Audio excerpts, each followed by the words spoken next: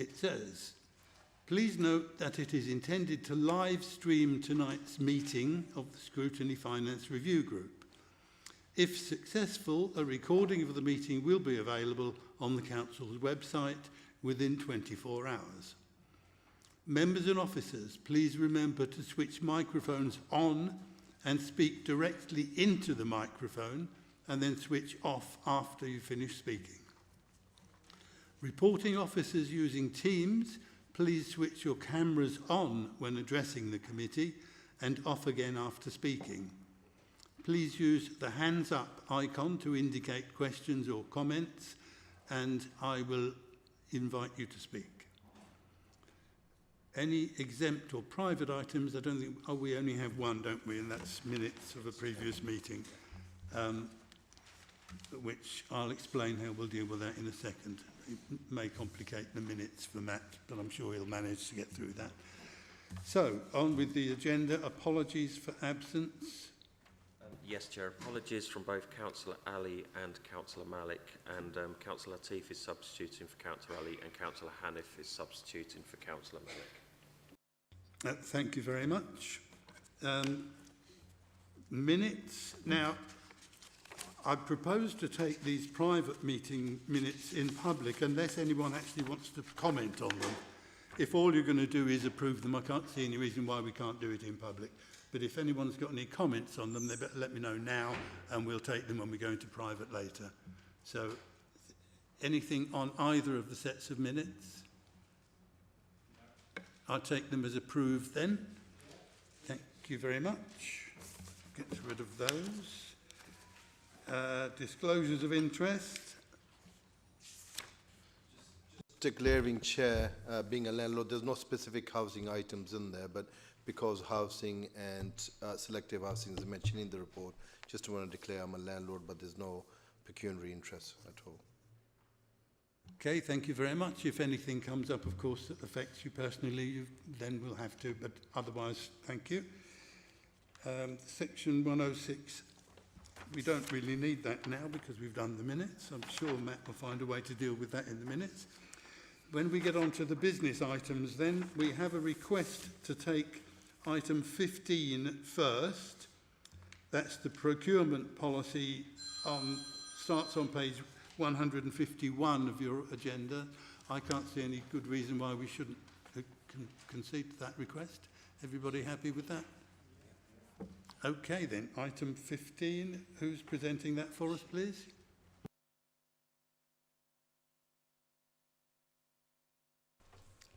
Thank you, Chair. I'll be presenting that. My name's Catherine Southern. I'm the Service Manager for Corporate Procurement, and I'm here today with Sinead McNamara, my Service Director. Thank you for agreeing to bring this forward. We appreciate it. The paper is to explain to the group the impact of the legislation changes that are required by the new Procurement Act 2023, which are coming into effect in February this year. It's the biggest change in procurement regulations for over 20 years. So it's quite a significant amount of work. We also took the opportunity to update the Council's procurement policy, and also we're proposing to move the minimum threshold from £5,000 to £25,000, as well as implement a new target operating model for the service to reflect the additional work that the Act is going to bring, and also to deliver the transformation in service delivery and savings that the Council requires overall. Yeah? Okay, is there any questions on any of the attachments? Yep, Aslam. Yeah, thank you very much. I welcome the report, which really talks about, looking and opening it up and giving opportunity to local smaller SMEs and putting their bids in, which, we could not see in the past. But for me, it'd be good to have list of service providers, seeing how many we have who are local, how many are outside the borough, and the sizes of those contractors, and then see where the opportunities are and how we're going to be promoting local SMEs to bid sometimes they may not have the capacity. How are we going to help and support them with the capacity building? So if we really want to improve our local economy, we need to be encouraging the smaller SMEs and build capacity for them to provide these services here locally. So is there an opportunity to do some work, some engagement with local providers? Yes, certainly, and it's a key part of our engagement with the market that we plan to improve over the next few years, working with colleagues in economic growth to make sure that we upskill the local suppliers to enable them to bid for contracts of an appropriate size.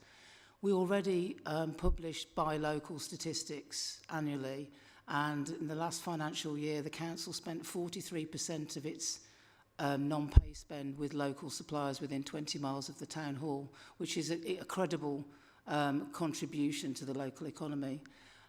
That said, we could do more. We could do more engagement on training and signposting, and I can work with colleagues in economic growth and skills and my data team to understand the size of our supply chain and understand where the opportunities best lie for our local suppliers.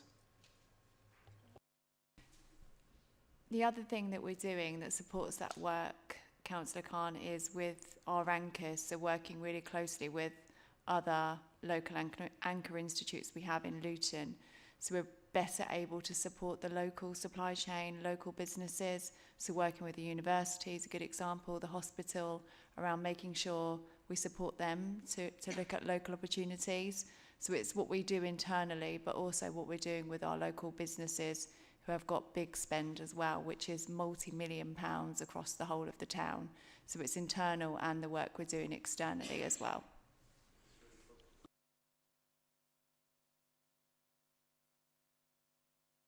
Anybody else? David Wynne. Thank you, Chair. Just a couple of questions, if I may. Assuming your paper numbers are the same as mine. Page 167, and it's headed number 9 under the heading Scope. The report that we have says, it applies to contracts where a service is being provided for the council which results in income being generated for the council. Is this really just procurement of services?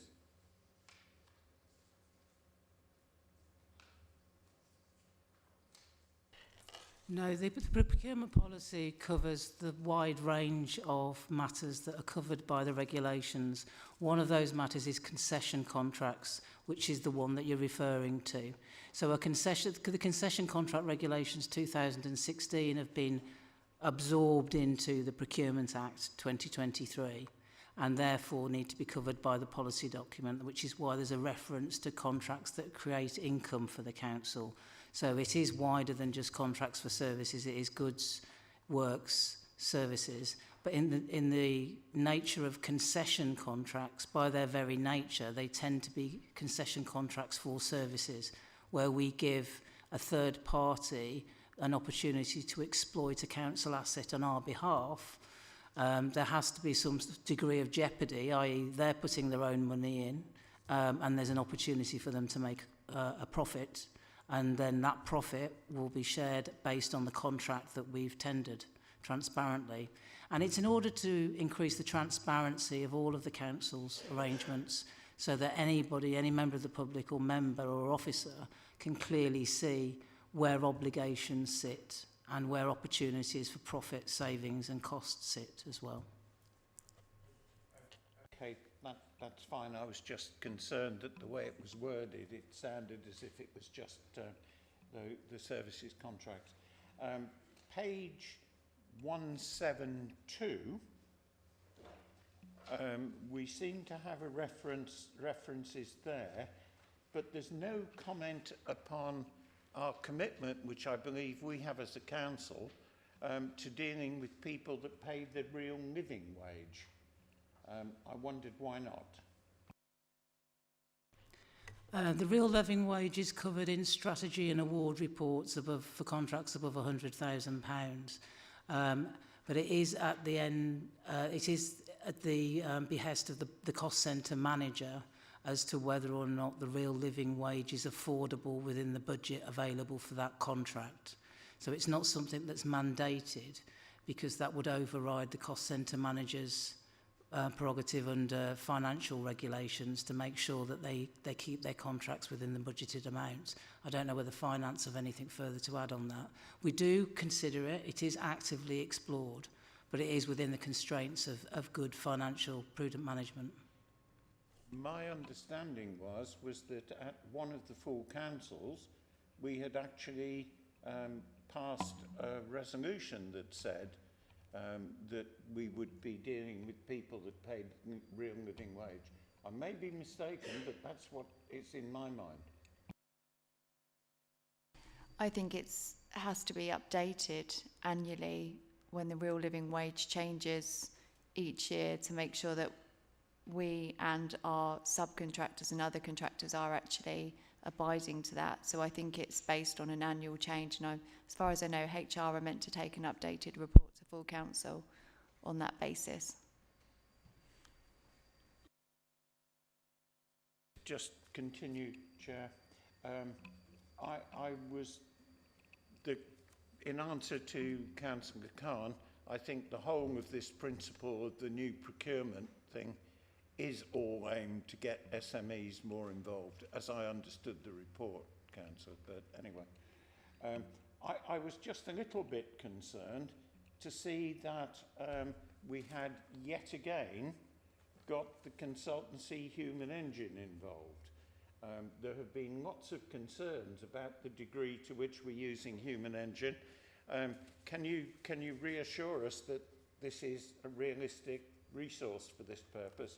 Because we've raised the question at least twice, to my knowledge, about how much involvement Human Engine were having with our business. So the work was a niche, bespoke piece of work which Human Engine have got extensive experience with in dealing with procurement. As we're quite limited on our resources, which is why we had the growth bid, which is the reason we had Human Engine help us do this piece of work. It was also an independent piece of work with clear recommendations, supporting a new target operating model. So we believe it was the best use and best opportunity to help us drive forward this piece of work. Without that, it would have put more pressure on the team, and we wouldn't have been able to put this level of report forward. It was done separately alongside the main transformation contract, but all aligns with what we're trying to do through transformation and procurement. So yes, we believe it was a good use of resource, and we had a clear business case for why we went ahead with that. You're happy with that, are you? Because as I understood it, Human Engine doesn't have many employees. And that was the reason why I was raising the question.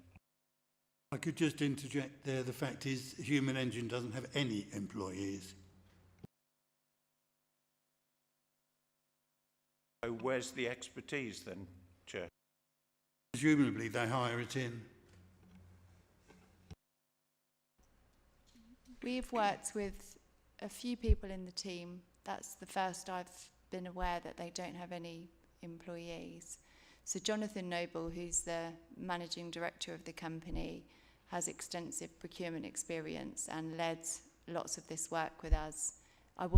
We aren't aware, Catherine and I, of some of the other discussions which Councillor Wynne has flagged, and your point, David, is the first time I've heard that as well. But the work that we've had, we've been very happy with. I'm sure that the Chair, I know he attends a lot of the same meetings we do. We both of us are on the same committees, and this question of Human Engine and their capability has come up more than once.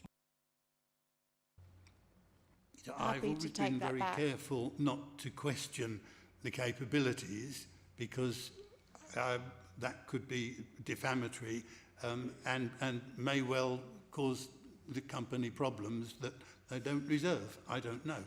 But if you, I'm a bit surprised to hear that the company has been engaged in quite an extensive way, as it has, without anybody actually looking at their annual return lodged at Companies House. I would suggest you have a look at that, and that's where you will discover that they don't have any employees at all. We'll take that back, Chair. It may well be that they're offering an excellent service and providing exactly what you want. I've no idea whether they are or not, but I'm always a bit nervous of companies that operate in the way Human Engine does. So perhaps a good idea if you have a check.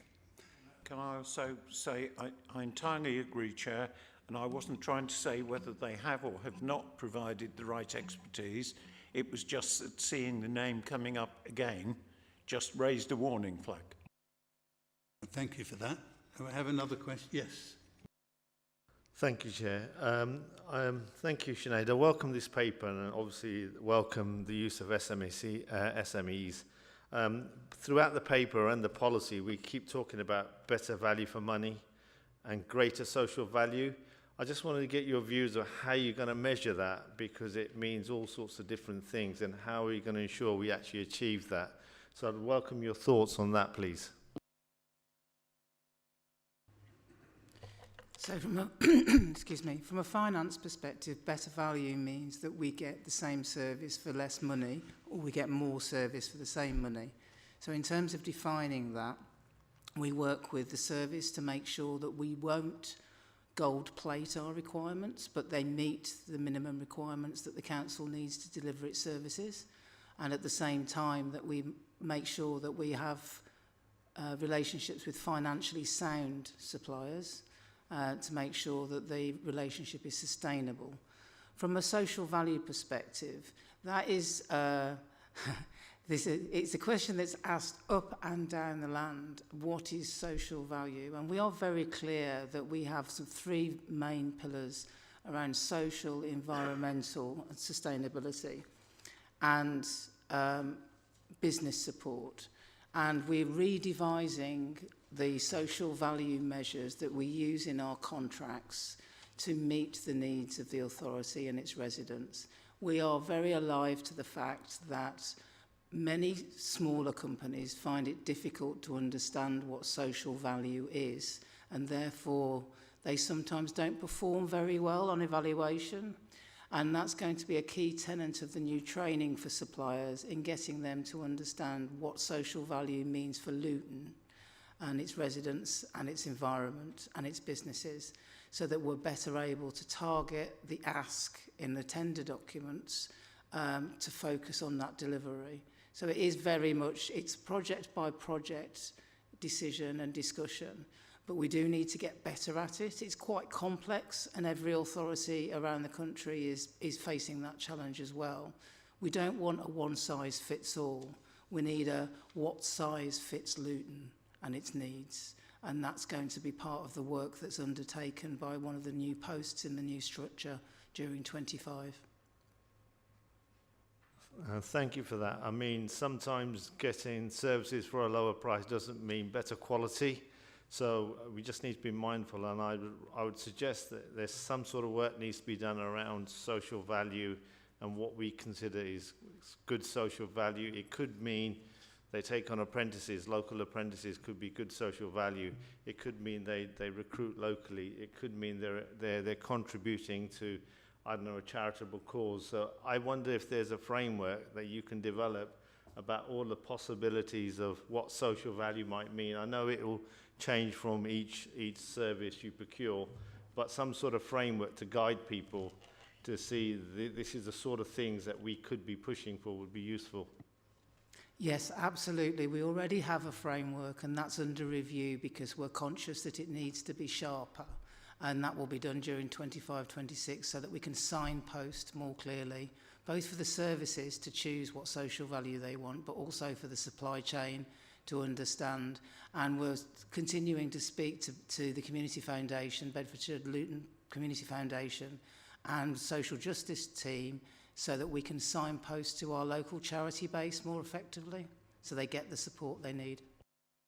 Could I just add in as well around, we've been looking at a social value portal, which is able to give us very clear measures what scores the highest around social value. So the example you gave around apprenticeships, if our suppliers take on more apprentices, that scores the highest around the social value tool. So we always advocate for them to do that. That's a key focus for us. But having a portal that has a consistent measure that we can therefore take to members to demonstrate clearly what we're doing, everyone's doing it consistently.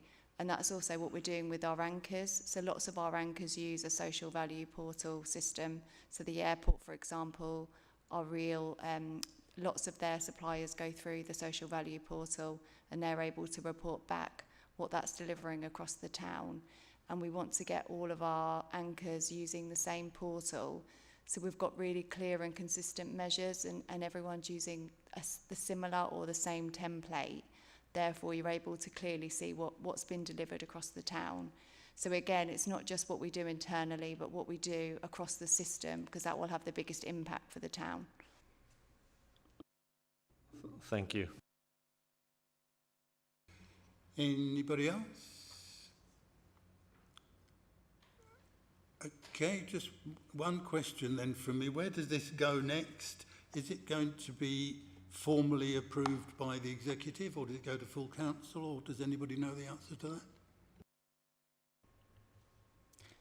We're going to executive on the 27th of this month to get the procurement policy formally adopted.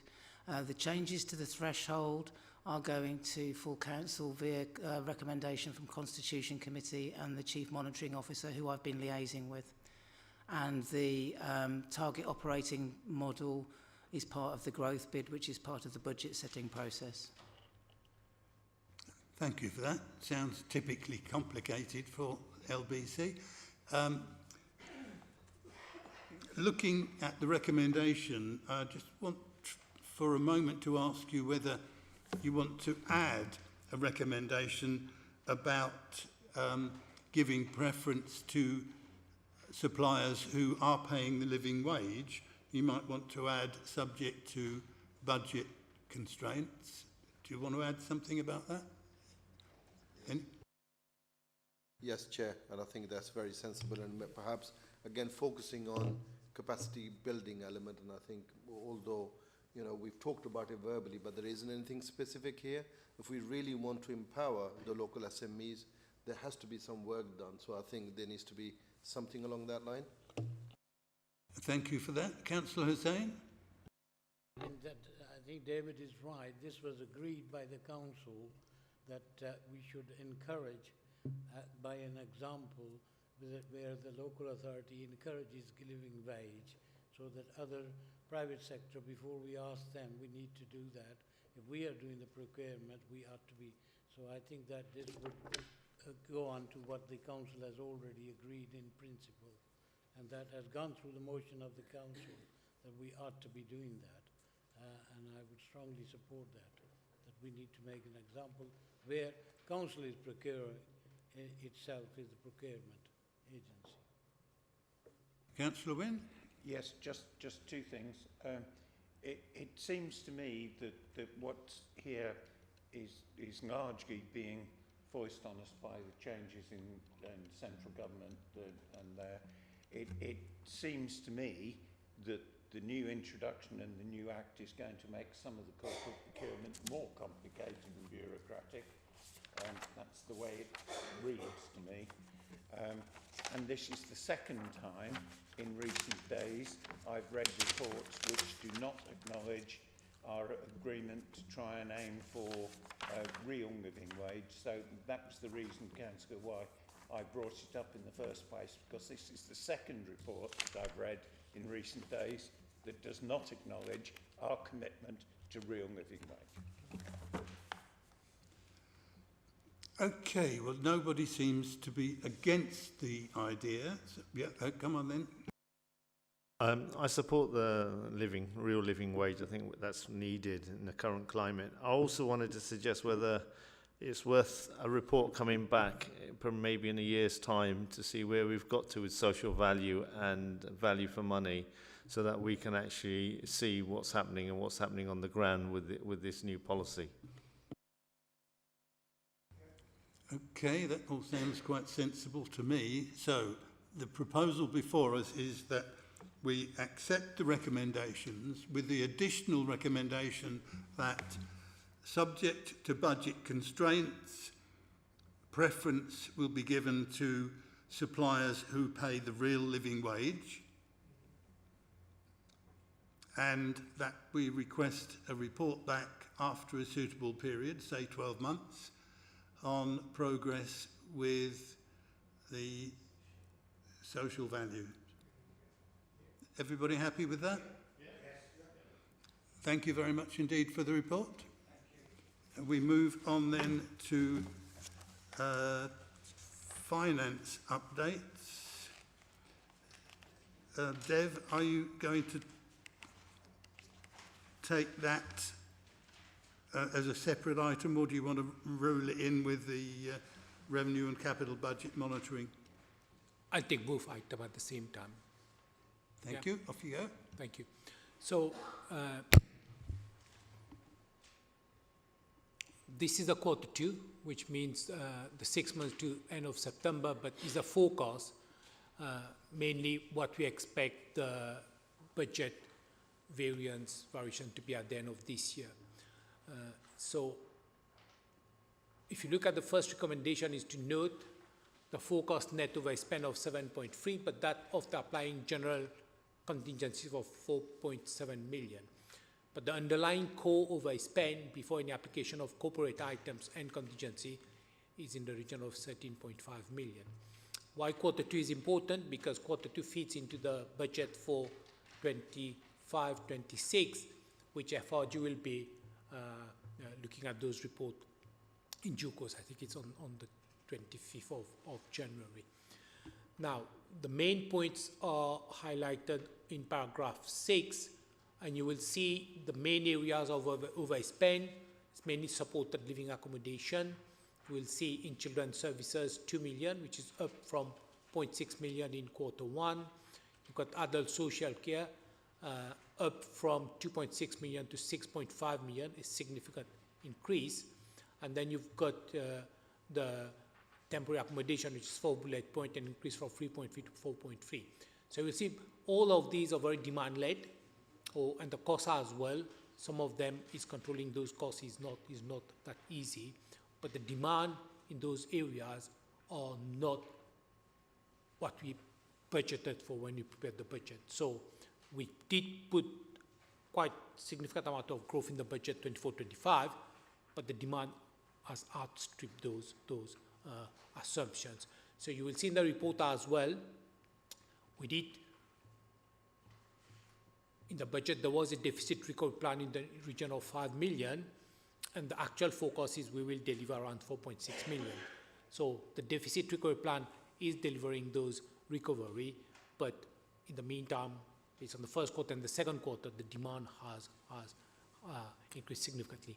That is quite a overall national budget pressure, and you will see when next time we'll discuss about the budget report 25-26, you will see government in the autumn statement. There has been additional grant coming towards councils like Luton, who are considered to be deprived and considered to be high needs and a low tax base. So the autumn statement has the budget statement which was agreed has made allowance for additional grant to councils like Luton. So we had a detailed discussion at with the trade union, so we'll be doing a similar presentation to FRG and take you through the report. You will see in the bullet point that the deficit recovery plan will deliver 4.8 million of savings, but then at the same time you will see the forecast for the transformation program as well is included part of the budget. But there's a paragraph coming back to your point, discuss about how much is spent on transformation and what savings we are supposed to deliver. So the table on page, there's no page number there, but the table, maybe it's page 4 or 42, that gives you a little bit more detailed information about what was the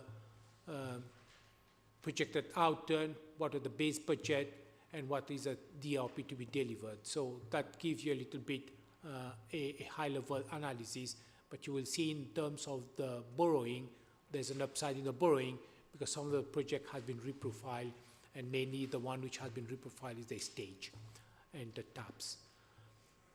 Other than that, I can touch on public health, which is on point 9, which says that there is a region of sort of 65 additional plan is spent to be funded from public health reserve. So public health is another budget which is sort of ring fence, and they've got sort of reserves which they're using to balance that budget. HRA, which is point 10, which is showing a net surplus of 2.4, but that's normally the surplus against a predicted surplus of 2.9. But any surplus in HRA goes towards building additional properties. So it's not that it's a surplus, it's because we are selling property. So against right to buy, we've got to replenish our stock. DSG is an area where I've mentioned earlier it's especially the high needs block is under quite some significant pressure, and a lot of council has got significant millions of pounds of deficit. So this is an area where officers are working with the schools to make sure how this budget can be more affordable and sustainable. But then we expect government to come with some proposal how we are going to deal with the special educational need, which is under sort of pressure. The capital program there has been an underspend, and as I said, main projects were the state project and TAPS, but we had a proposal to buy properties, but then we have to make sure it's the right property. We can't just buy any property based on our need. So there is money in the capital program to buy properties, and officers are looking at sort of schemes where we can acquire properties, but still we are already acquired properties. I think there's a property we acquired in the region of 4.3 million. There's a paragraph on 24 to 25 in terms of the transformation program, and you will see in paragraph 25 there's quite most of those programs at this stage are amber and red. So the challenge is how we can turn those amber and red into green, because we're already sort of quite advanced in the transformation program and the deficit recovery plan. We also have to measure, coming back to the point what's raised earlier, is how much is spending on the transformation program and how much return we are getting in terms of delivering those savings. So executive did approve some sort of ratio we have to use to measure the success of those programs, and then that is discussed in paragraph 27. In terms of the comments, my comments are in paragraph 28, which says we have to closely monitor, and then we have to make sure we deliver those savings. There's a paragraph which talks about the amount identified, the amount we delivered, which is on the next page. And then at the same time, there's a paragraph which talks about the benefit cost ratio of the investment in the transformation program. And I think with that, Chair, I'm quite happy to take any comments, but there will be a much more detailed discussion at the next meeting where we'll talk about the Q2, the forecast, and the budget, and how we balance the budget taking into account Q2. But at this stage, because the executive report is already in the public domain, you will see out of this overspend of nearly 13 million, there's 11.6 million of that overspend is factored into 25, 26 budget. So that's a big sort of rebasing the baseline to make sure that we have a budget which is a bit more sort of taking into account the overspend in 24, 25. But still there will savings which you have to deliver in 25, 26 to make sure we deliver balanced budget. So quite happy to take any questions, Chair. Thank you. We're effectively here dealing with item 10, which is the Revenue and Capital Budget Monitoring Report. So any questions from members?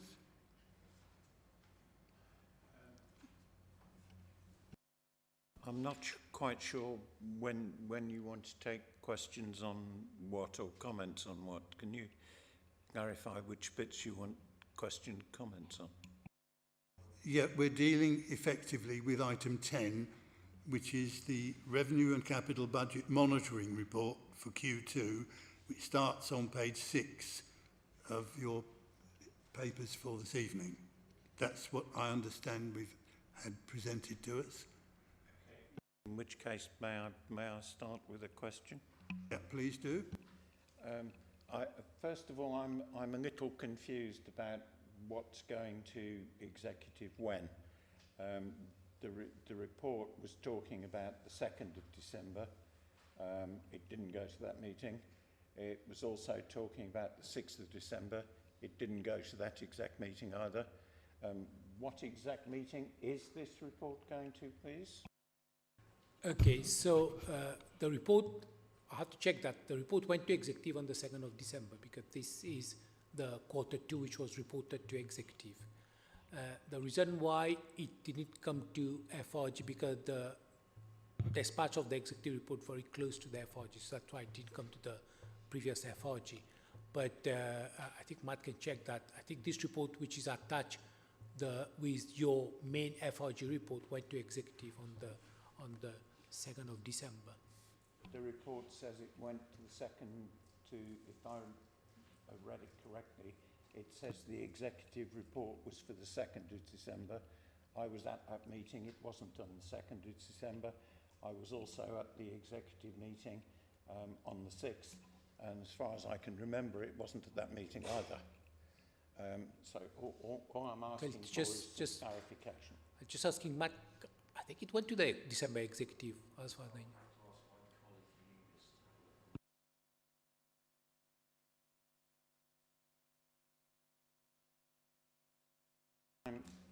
In the meantime, can I ask one further question, if I may? On page 14, we've got a statement which says project scopes are redefined, and it says that the value for money is unknown or doubtful.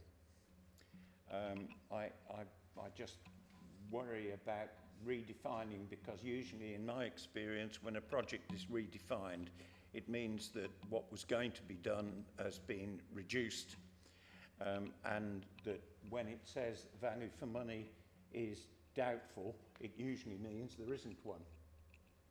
Could I have some clarification on what the report means by that, please? Okay, so when we start with a sort of savings transformation, we start with what we call at the beginning discovery phase, and after discovery we get into sort of development and then get into delivery. So the first phase of this project, there was a big discovery phase which was done, and based on that discovery phase, then we start to build the business case, which is the development and the delivery.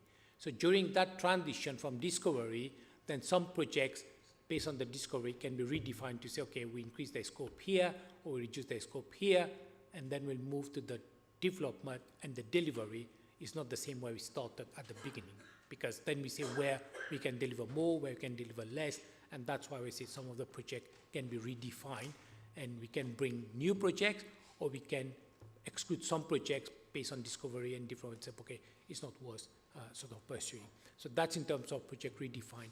Now, when we talk about the spend on any projects, irrespective whether it's a transformation or a capital program or whatever, we need to look at the investment and what is the return on that investment. So on that basis, when it's a 3-year program, when you look at how much you're spending, some of the savings will come sort of with time. But we spend right now, I think paragraph says is in the region of 1.2 million. So right now we're getting into delivery. You will see in the budget report there is around 11 million of savings we can deliver, but that is, some of the savings is the normal business as usual, some of the savings are deficit recovery plan, some of the savings is transformation. So that paragraph took about the transformation savings and say if we are spending X amount, what savings we are going to deliver and what return we get on that investment. So unless we go in the development and delivery of those projects, that's where you might have more costs, and that's what you talk about whole life costs. So there might be some capital investment, like we know the ResNet experience will require capital investment in order to deliver those savings.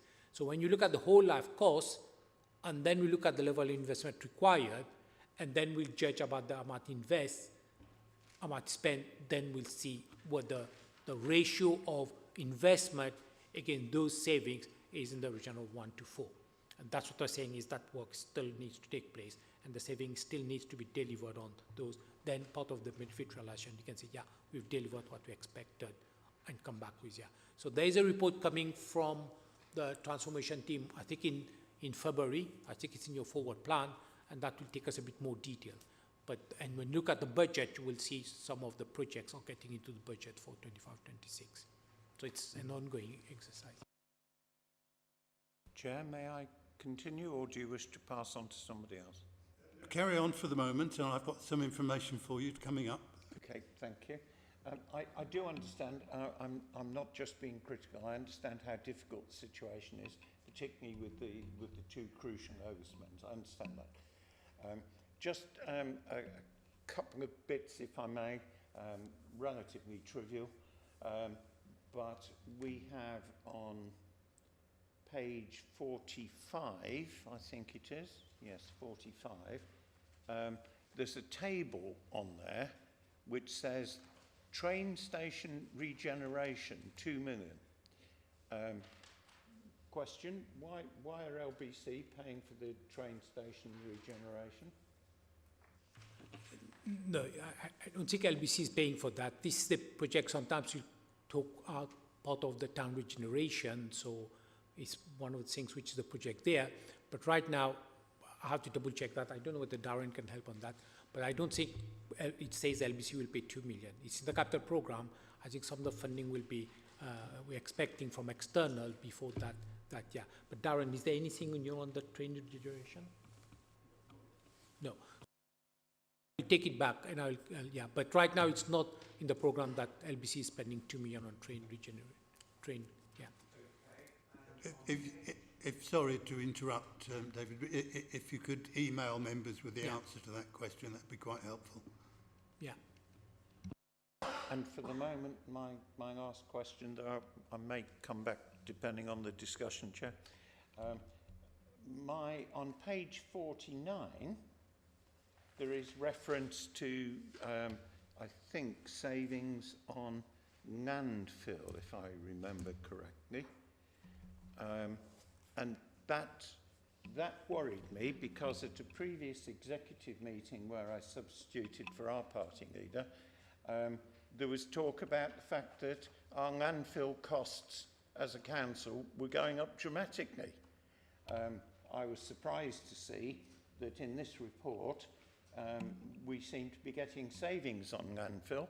I think Councillor Shaw in particular raised at one of the executive meetings the fact that it was an alarming increase that we were getting in the costs of landfill.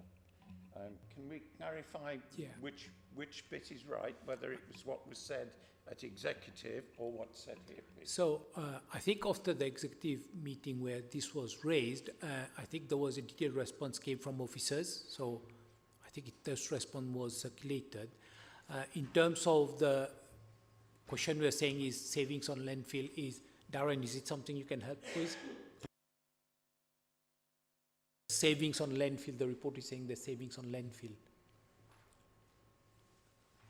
Yes, Councillor, so if I can try and provide a bit of context behind the waste position. We have just entered into a new waste contract with Suez, which I'm sure members are aware of.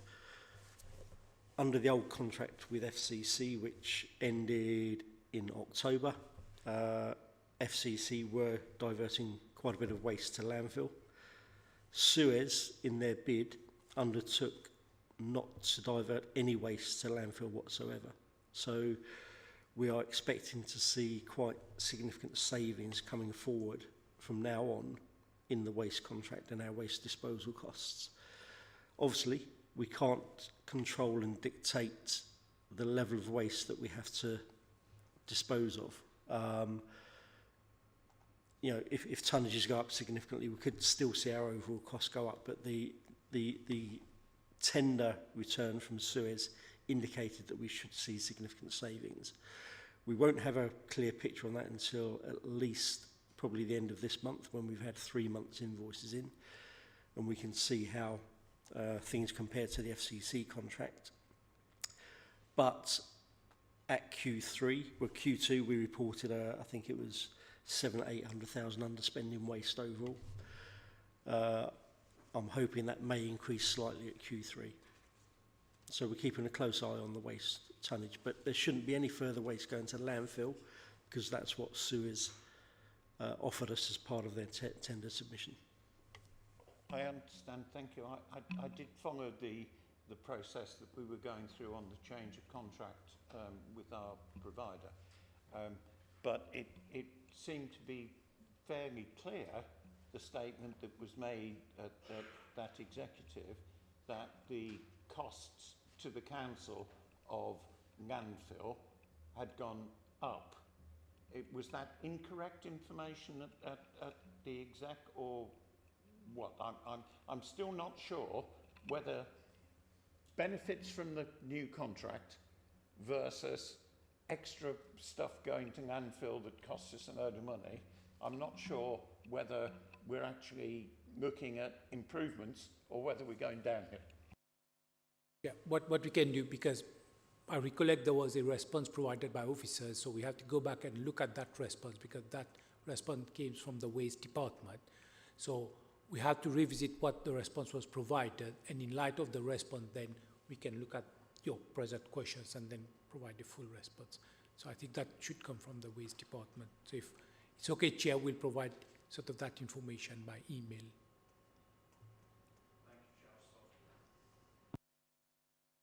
Yeah, Aslam, just give me a second to deal with the two issues that David Wynne has raised.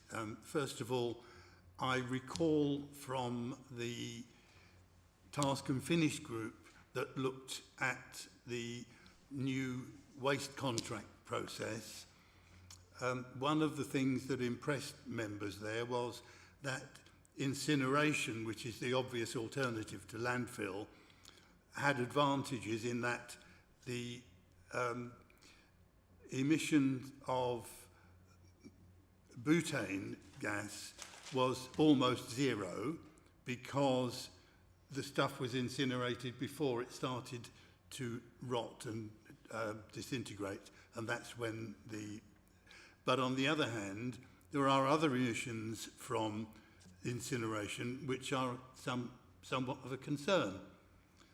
So, yes, it's good that there are financial savings, but it might be helpful if, when the new contract has settled down, say in a couple of months or whatever, a report perhaps to Overview and Scrutiny Board on the situation, in not just the quantities going to landfill, but some more environment-focused issues around the emissions from incineration, if the chair of Overview and Scrutiny Board is agreeable to that. And since he's here, I can ask him now. Yes, I am happy with that. Thank you very much indeed for that. It's in the work programme, is it? According to my manager, It's already... That's good to hear. Thank you for that. The other issue around the budget monitoring report, it was on the agenda for the 2nd of December meeting of the Executive as item number 12. So obviously you missed that, but never mind. Okay, where are we going next? Yes, Aslam. Thank you, Chair. Dave, for me, budget pressure and demand has become a bit of a cliche. That's in every report, but we need to drill down and understand that a little bit more. When I look at social care, when I look at children's services, when you look at, again, housing, school sports services, these are some of the few ones. Whether the forecast was wrong or the overspend, we do not really understand where it has come from. If you look at COVID, between COVID and now, I mean, we've had budget pressures since then and even before. Significant overspend of 4 million. I mean, you know, that's a big jump. So was our forecast wrong, or do we not understand our demographics and the data that exists? Because there's a number of elderly people within the system already. And when we talk about inflation, what kind of increase are we talking about in terms of percentage? And at the same time, when we look at children with disabilities, again, if they've been in the system, they're reaching the adulthood age now, it didn't happen overnight. Clearly that would have been, counted for. And when we look at services and increases, I'd like to understand a little bit more. How did we get it terribly wrong? I think, just to put in context, it's not that we got it wrong. If you look at a lot of councils, that's an acknowledgement from central government that the system and the funding which is there is not enough. And that's why you will see in the budget statement there has been significant additional grant in social care, 2.8 million, children 1.2 million, there's deprivation grant of 6.3 million, there's extended, so there is 12 million of additional funding coming in 25-26, acknowledging that there's not enough money in the system when we prepare the 24-25 budget. So we have to prepare a budget which is affordable, and part of the budget is to assess the uncertainties and risks and the demand. So the point you're making, absolutely fair point when you talk about inflation, but I think there's an acknowledgement that some of the providers in terms of the, like some children placement is very specific, and sometimes if there's not the placement, sometimes we pay quite significant amount additional because it's supply and demand.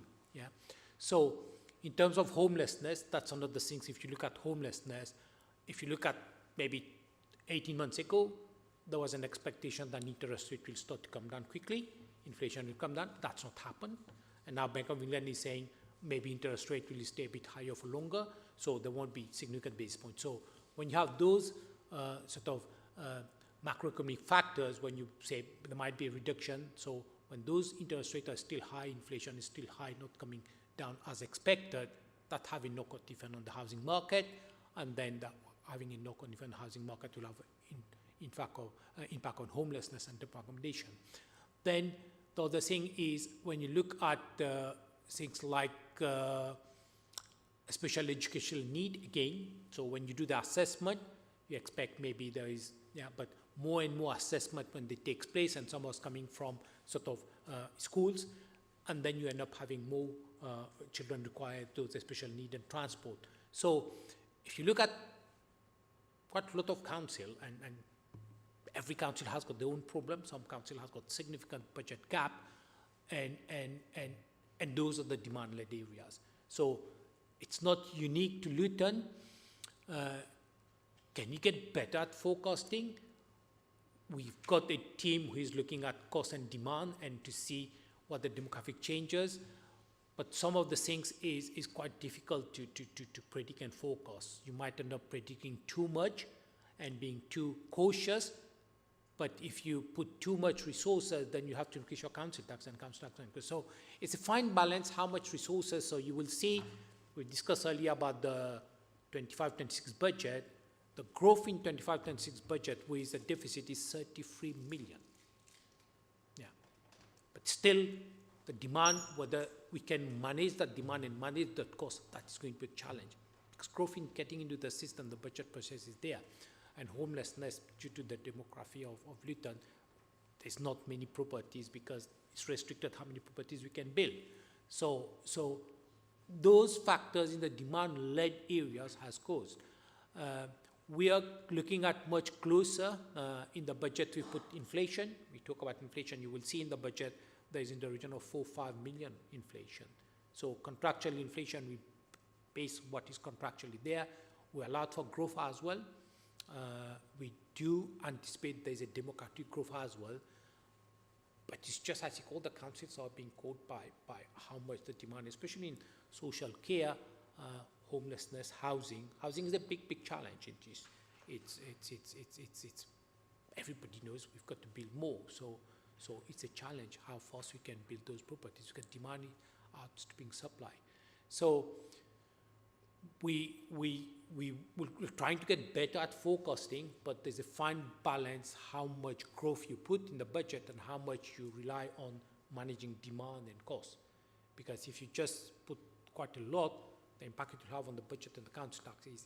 So we put certain growth, we've got the savings, but you will see in now this 25-26, there will be in the new budget savings of 11 million. So that's double the savings which we put in 24-25 in the region of 5 million. So we are raising that game in terms of deliver more transformation, deliver more savings, because the budget, it has to be sort of sustainable in the long term. And it's a challenge. Now, the spending review, which will take place in 2026, in the budget, the last autumn budget, there is already an acknowledgement that councils like Luton, with high deprivation, is high needs, and the low tax base require more. So the first budget of the government has shifted more resources towards councils like Luton, but we expect to have a more sustainable 3-year sort of spending review where we've got a much more sustainable level of grant. Then you can plan even better, but over the years it has been a bit a 1-year planning because it has been a 1-year finance settlement. So it's a bit a long answer, but you will see when you look at the budget report coming out, it's quite complex. Thank you, Chair. But what I'm trying to say is completely understand, it's not just unique to Luton. There's pressures in the system across the country. But what I like to see is getting better at forecasting, because the data already exists. The number of people, we know how many are in the system. We know projections of inflation. We understand it. But, to truly understand the picture and see what we need in terms of support, whether it's central government, or become even more efficient and make better decisions. For example, I'm not sure whether that 16 million which was approved for purchasing property to relieve the pressure on temporary accommodation, I don't know whether that's been factored or not. And again, we'll look at school sports services. It's disappointing to see that's reduced quite significantly. So, at one time that was a profitable service for us. We need to understand why schools all of a sudden have stopped purchasing support services for us, or whether they've got it in-house, whether they're buying it from elsewhere. So it's just understanding those details so we can have a better understanding and plan better. So a couple of points. Right now, we know that in terms of the, let's say for instance, asylum seekers, there's quite a number of asylum seekers within and they're occupying hotels. Yeah. So that in itself, when you've got asylum seekers, is for the right causes to spread the number of asylum seekers across UK. But when you've got, I don't know, Adam knows what the number of asylum seekers, that put pressure in the housing market. Because those where we could have provided those placement, but it's been taken by the Home Office and asylum seekers. So there is a constraint in the housing market, and in terms of building housing as well, increasing the cost of housing, sometimes some project is not viable. So the challenge in terms of inflation and interest rate not coming lower has created much pressure on the housing market. And landlords, some of the landlords are sort of taking the properties back, and that is creating sort of repossession. So government is bringing some legislation to make sure that it's not sort of much more better managed. So those cause the problem on the homelessness.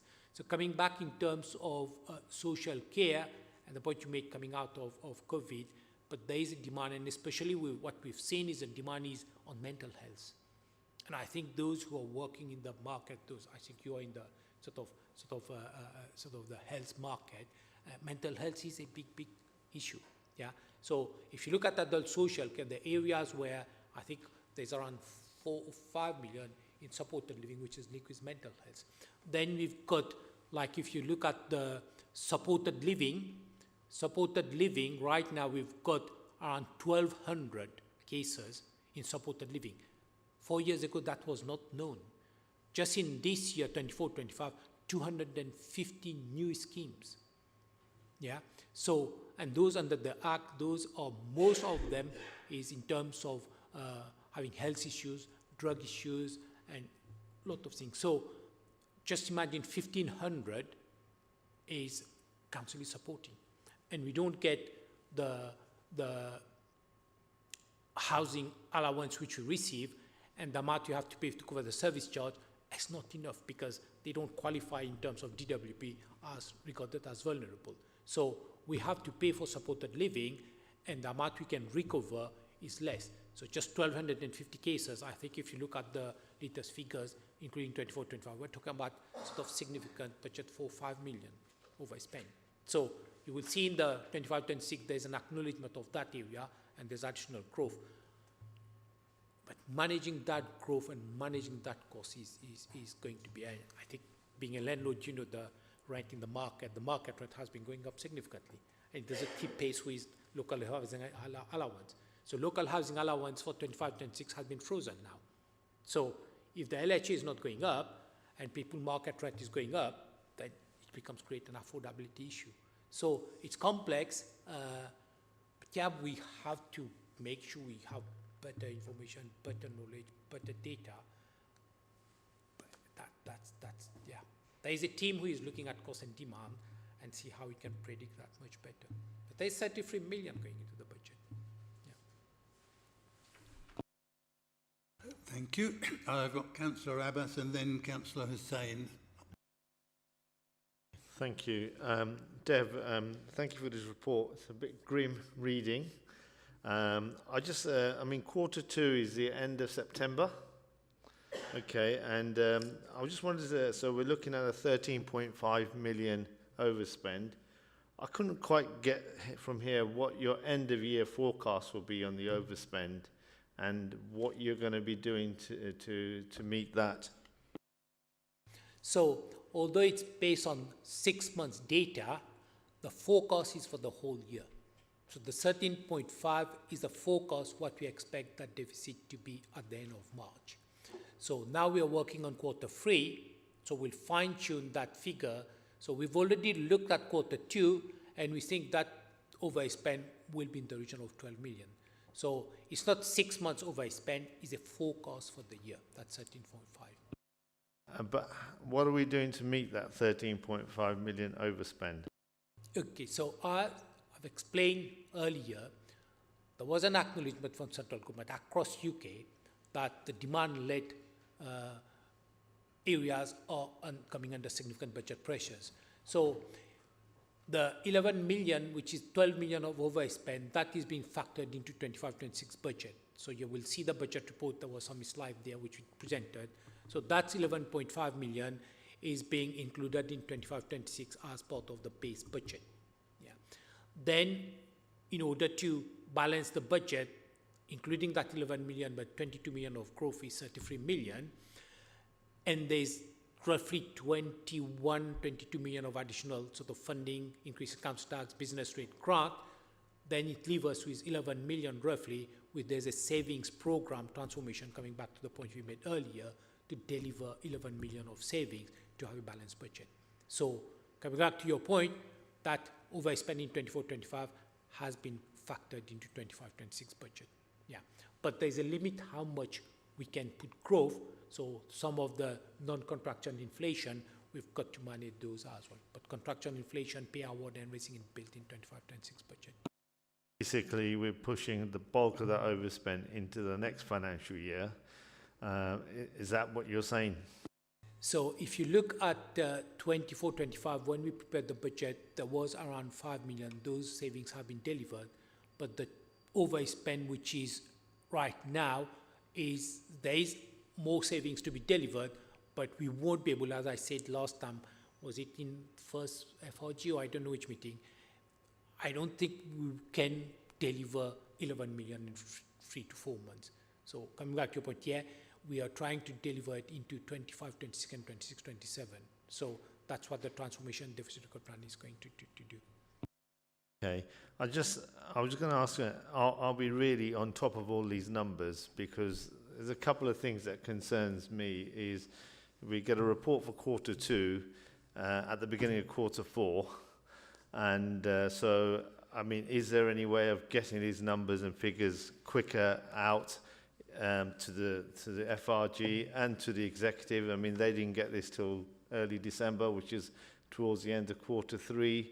And then some of these projections, for example, children's services, Quarter one, we're projecting a 0.6 million overspend. Quarter two, it's nearly 2 million. That's a 250% increase. And that's over 2 months when you effectively got summer holidays. And, you know, SEN transport and all of that should come down. So I just wonder whether we are really on top of the numbers in terms of timing of reports and forecasting. Okay, so a couple of points. The September figures, we in finance, we produce those numbers within 3 weeks. The first cut of data, we always, monthly one within 10 days. That's what we work. So finance get those to CLMT within 3 to 4 weeks. So CLMT Corporate Leadership Management Team, they will get the figures within 4 weeks. So September, October. If you look at the timing of the executive, I think November there was no executive meeting. I had to check that. That's why it came in December. So you're absolutely right. We try to get it as soon as possible, but when we do quarterly and that level of sort of overspend, we've got to make sure we get it right.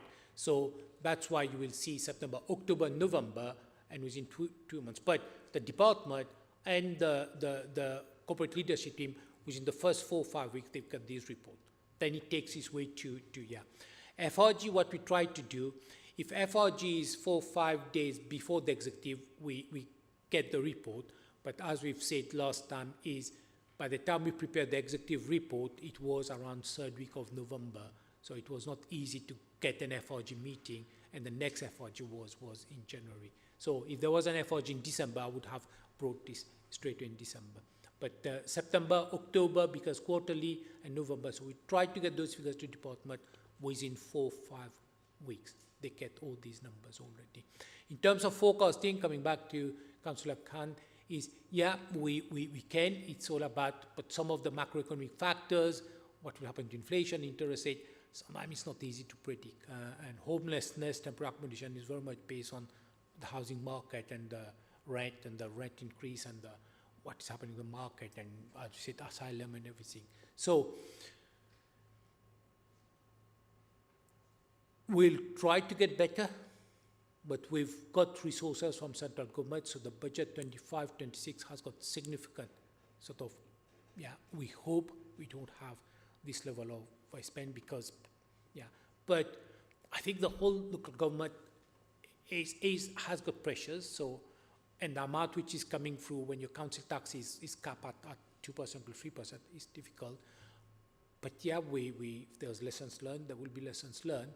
But the whole sort of finance in local government is a bit of a challenge. So we'll say we've got 11 million of savings to deliver. We have to start to closely monitor that, because if that's come under pressure, then so it's not easy.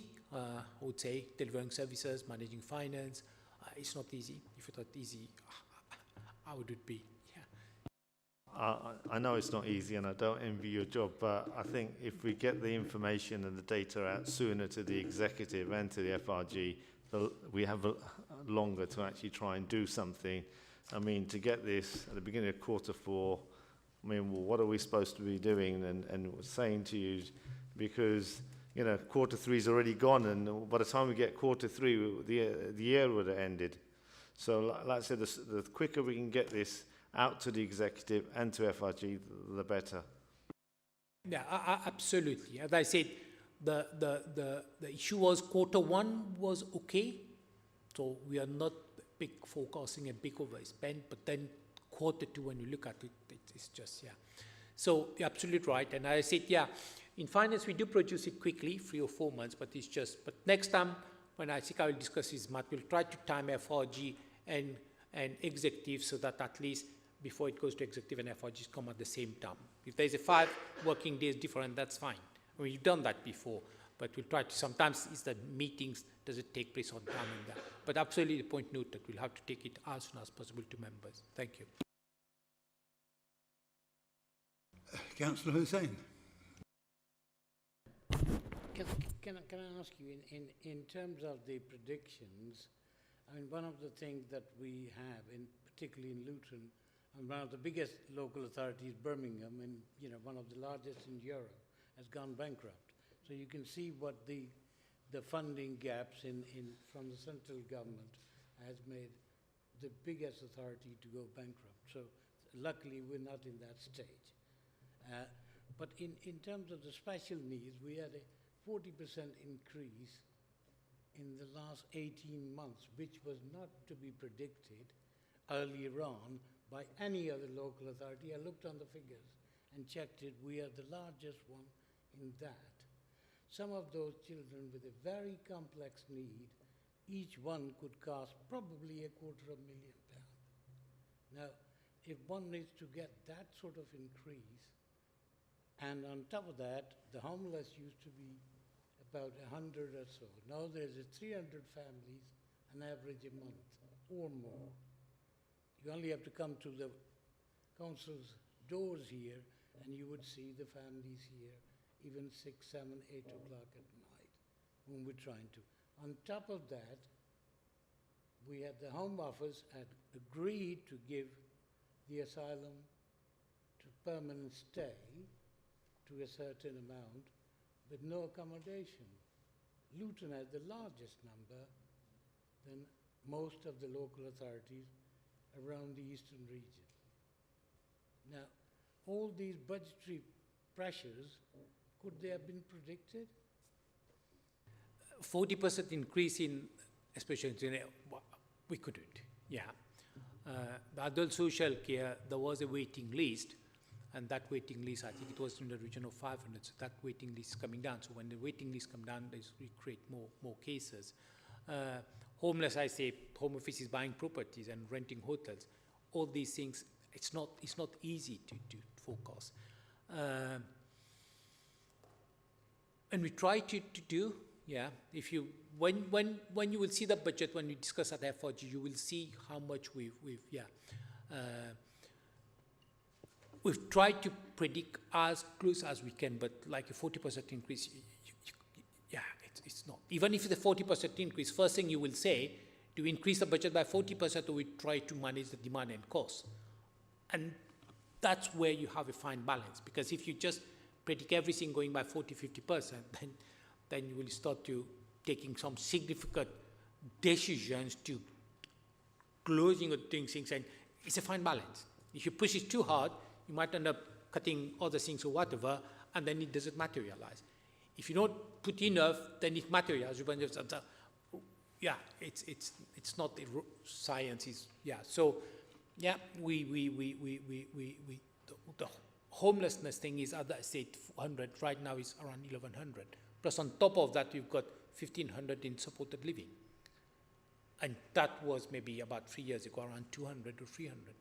Now it's got 1,500. So it's just, yeah.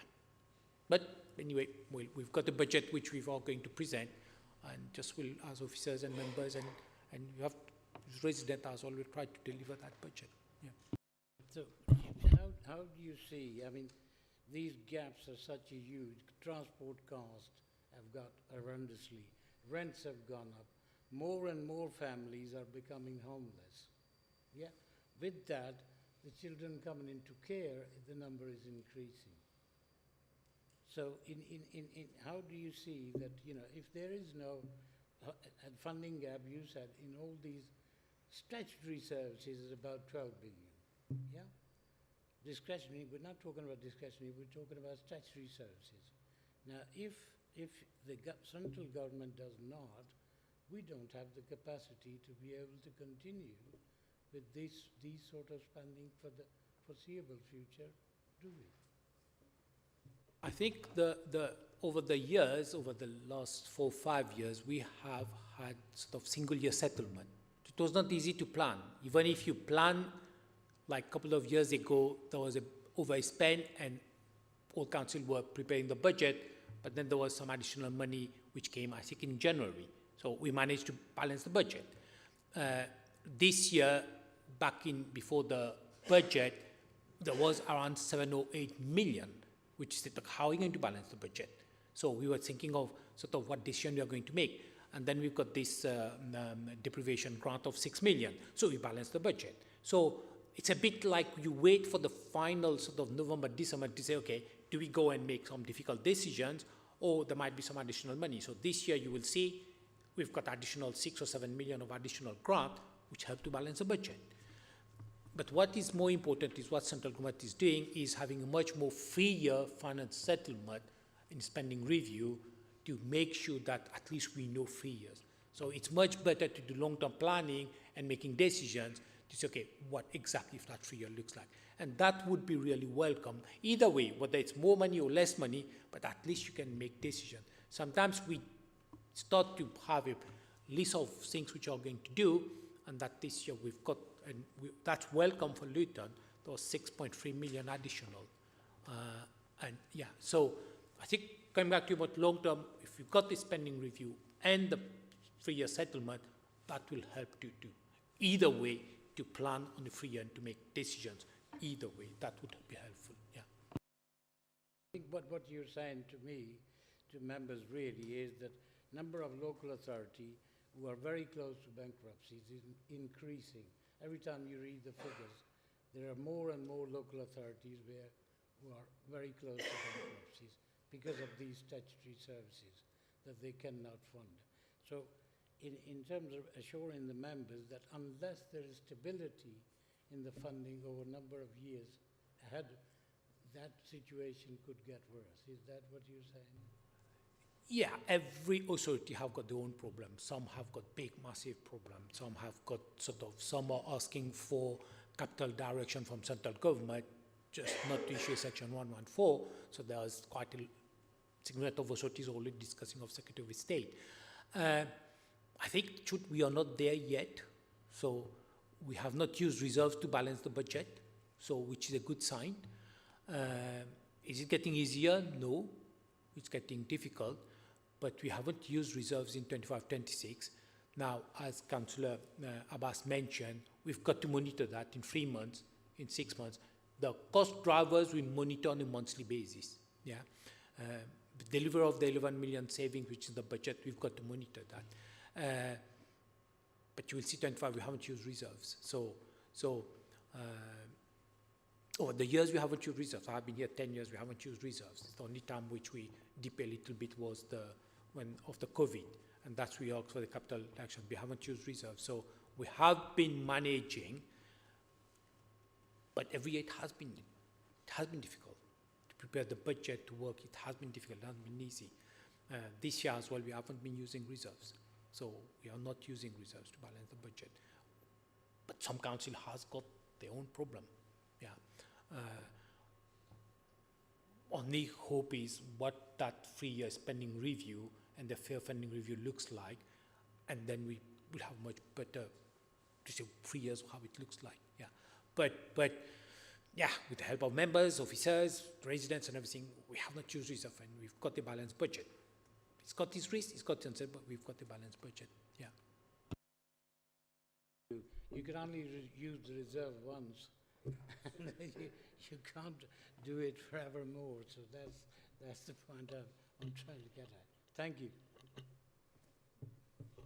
Yeah, thank you, Councillor Hussain. I think you've had your money's worth. I've got Councillor Khan next, and then Yeah, thank you very much, Chair. Talking of bankruptcy, that's why we are trying to deliberate and make sure we don't end up in that situation. That's why forecasting is important and balancing the budget is important, and it's not rolled over in such a way that it becomes a huge mountain to climb. Talk about increase of those kids with special needs. I know the data really well. That was 3 years ago, 40% increase for your record, and that was against the previous 5 years. So we know that increase, and we're talking about today's budget, and we're looking at forecasting for the next, quarter and so forth. So that's why understanding the budget, predicting it, and when we're looking at housing pressure, of course, that is something very difficult to grab hold of, because you don't know how many families will be becoming homeless.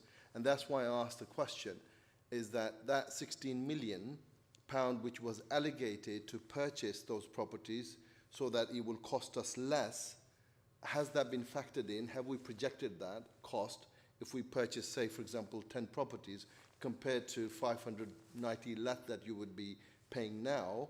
That would obviously reduce the budget quite significantly.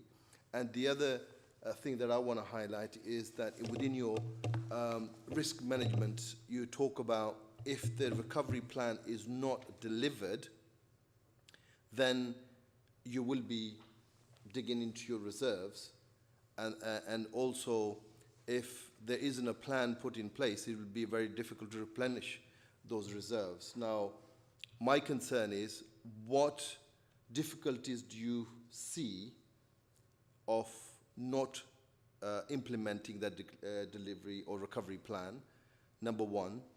And secondly, when we're talking about short and medium term in terms of recovering that budget, what are we talking about number of years when you talk about short, medium, and long term?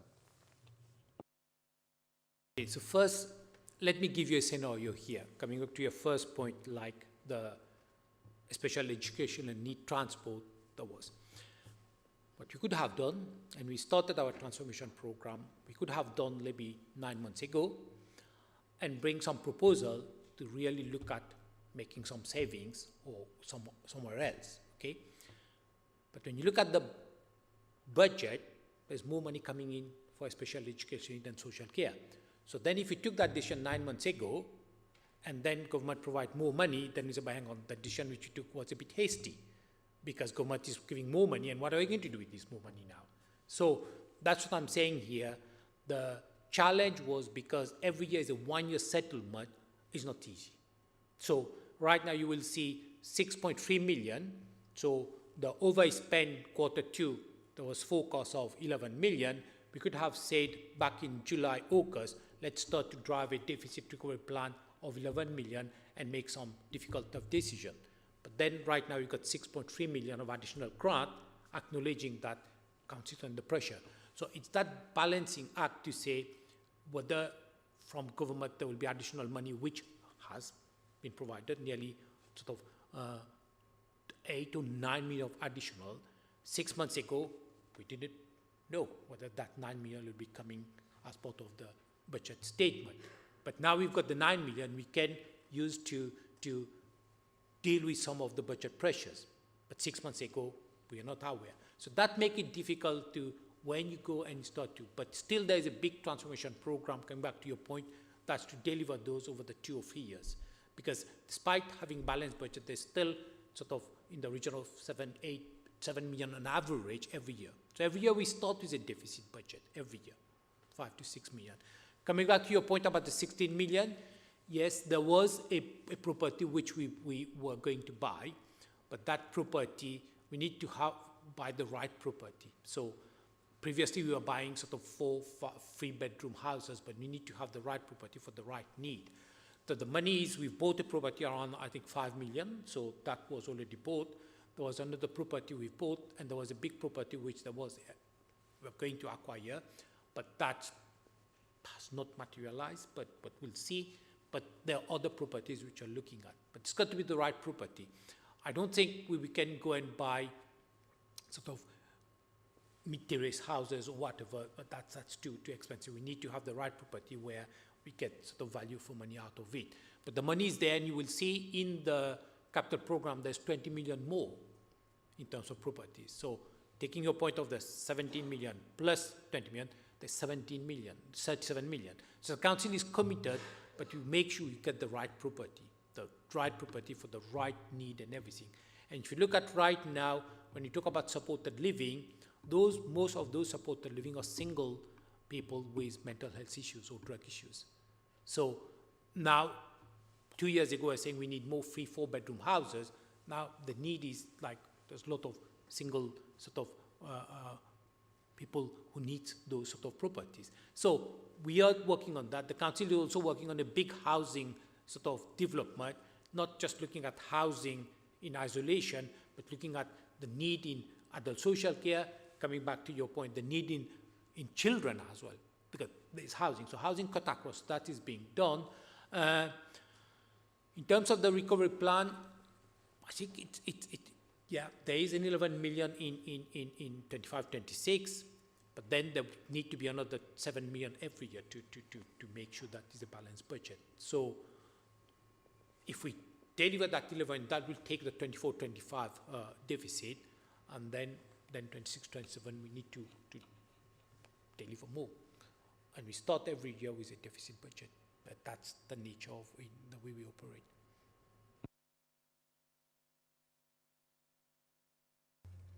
Thank you. Okay, your question, and thank you for your patience. Thank you. Just wanted to point out a few things on page 49. So Aslam Khan has actually addressed or pointed towards some of the points that I was going to make in regards to sort of the transport fees that we pay for SEND children and so on. We've been talking about that for, 2 years? I know it's been since I got elected, so it's coming to 2 years and we're still talking about it and there doesn't seem to be a lot of change. So firstly, when can we expect to see change? Because it seems to be a repetitive thing that we talk about. Secondly, when it comes to housing benefit repayment, I noticed you haven't got a recovery plan next to it and it is in the red. So can you just tell us what the recovery plan for that is? Property repairs and maintenance is also in the red. My concern when it comes to housing is going to be that if we end up putting or cutting from that particular budget, we'll end up with property that is not suitable for the needs of tenants in the first place. We may, do you see what I'm saying? So the standard of our own properties won't be very good. So I think that is something that we have to really be careful about, because I've had cases come through where the roofs are leaking when there's a lot of rain, and it's not good for the tenants, especially when you've got elderly tenants with a lot of health issues. It's just not good at all. And to hear them complaining about these sorts of situations and they're living in council property, it's not good, and it doesn't really show our best side either. So those are some of the points that I had that were a bit concerning, but I agree with my colleagues and with Councillor Abbas that it is quite concerning to read this report because the figures seem to be creeping high. And do we have a contingency plan? I know you don't want to dip into the reserves, and I would urge you, like Councillor was saying, not to dip into those reserves. But it does sound like what you're trying to say to us is that we are very, very close to that point. Coming to the first point, in terms of the special education need transport, yeah, there was a review which was done by a firm of consultant. I think there's a report coming to executive with a proposal to how they are going to consult. That consultation will start to take place. So it's not just like we make saving proposals, it's proper consultation, because we're dealing with a special educational need. So that consultation process is going to take place, and then the options will be, yeah, after the consultation there will be certain decisions. So right now it's going through a consultation process. Yeah. Second point is... So just on that, how long are we expecting then in terms of consultation? How long do you think that might be? This is statutory consultation, so they will have to do it properly. So whether that report has come to executive or not, but this is absolutely proper statutory consultation. They have to make sure everybody is consulted properly. So it's statutory driven. They can't just rush into that. Yeah. In terms of housing benefit, the housing benefit is the one which is the supported living. So as I said, supported living, 4 years ago, there was 300 cases probably at best. Now we're dealing with 1,200 cases plus 250 more. How you can manage that demand? How you can predict 250 new cases, most single with drugs and yeah. So we're doing that review. We're working with providers to see how best we can work to make sure that the budget, the statutory requirement for budget to be a balanced budget, but at the same time to make sure we've got a market who can deal with the services we are dealing with. But again, if you see the budget, we've put more resources going there. So it's not just delivering savings, but there's an acknowledgement that more resources had to go in those areas, which in Sena as well, you will see there's more resources going there. In terms of the properties, if you look at the HRA, there's 10 million every year we spend on the housing stock. If there are individual cases, absolutely, we have to look at those, but that we can direct it to the department. But if you look at the HRA, 10 million, so 5 million, 50 million in terms of the housing stock. They did a survey on our housing stock for HRA, and that survey says our housing stock is in sort of relatively good conditions. So if there are individual cases where we absolutely right, the roof is leaking, the department will have to deal with that. But if you look at the budget, the HRA budget, there is 10.5 million every year. And that's just repairs, maintenance, structural, boilers and everything. In terms of contingency, there is, previously, we used to put some specific contingency department. We stopped doing that, but you will see the budget, there's in a region of 6 million of contingency. Because when you're talking out of a budget of nearly £500 million, 6 million is there. And that's which you will see the overspend around 13 million. And then if you apply the contingency and some upside on the corporate, the net is around 7 million. Yeah. So, yeah, this 24-25, we may have to use reserves, and that's what he's saying. But there will be a plan how we are going to replenish these reserves, and that plan is in the 25-26 budget. So coming back to Councillor Hussain's point, yeah, when we dip into reserves, also try to plan how we can replenish. So if all goes according to plan, in the 25-26 budget, there is around 4-5 million which you can use to replenish that reserves which you might use this year.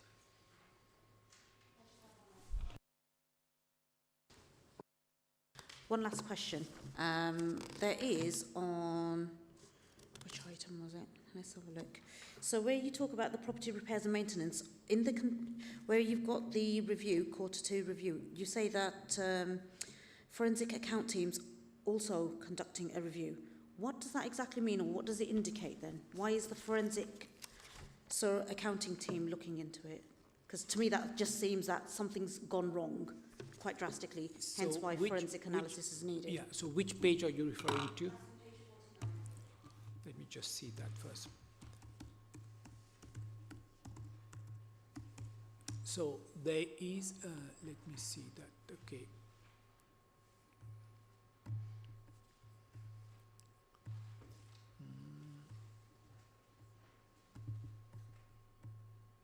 Sorry, I'm just opening.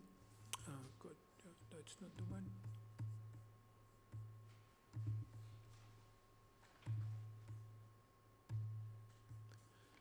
Page 49. Okay. So it's under the inclusive economy department on the charts. Darren, there's the maintenance on yeah.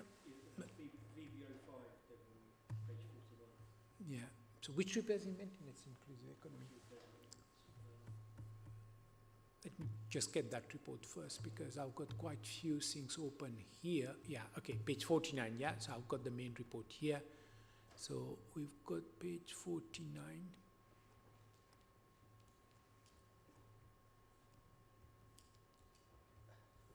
Okay, yeah, so I've got it here. Property repairs and maintenance, okay, for the overspend of 130. Okay, so few properties are being considered. Forensic accounting also undertaking a review of.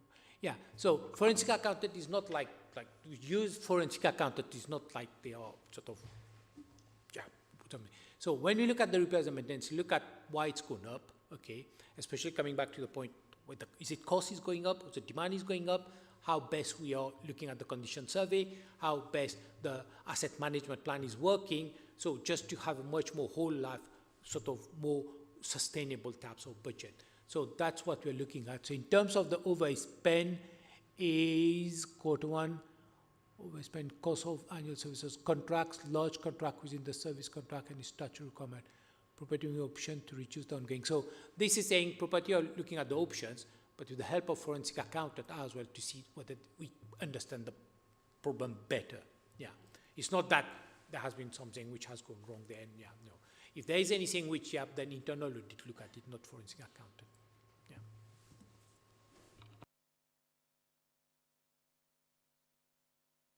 Yeah. Okay, my turn at last.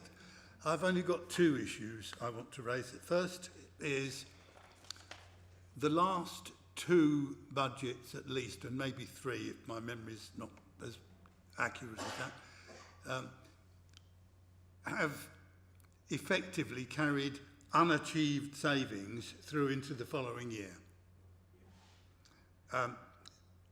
You're saying in the report that you're proposing to use reserves to cover the unachieved savings in the current financial year. That's effectively carrying those unachieved savings forward again into the following financial year. And yet, there is a confident statement that the 25-26 budget will be balanced, which presumably assumes that all of the projected savings will be achieved next year. Now, I can't see anything in this report that gives me confidence that those savings are going to be achieved when they haven't been for the last 3 years. Can you say anything at all that will give us that confidence? Okay, so the first point, when we talk about unachieved savings, the budget, if you look at the report, in the deficit recovery plan for 24-25, there was in the region of 5 million of savings. And if you look at the report, I think out of 5 million, 4.7 million is going to be delivered in 24-25.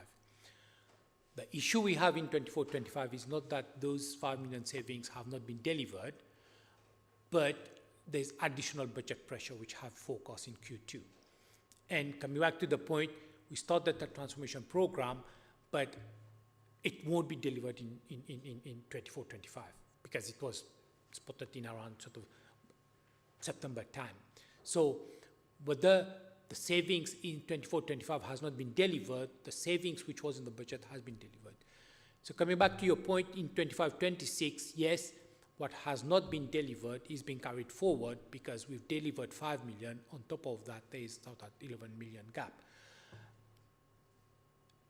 The budget has been balanced, but we will have a discussion at FRG, but the budget has been balanced in two ways. One is there's additional grant, which as mentioned earlier, government has provided, so that is very much welcome. But the budget at the same time takes into account a savings of nearly 11 million. Now, if you say whether these savings will be delivered, and if you take the point where over the years we have delivered, when we had the emergency budget, there's 20 million of savings. So there has been savings delivered over the years.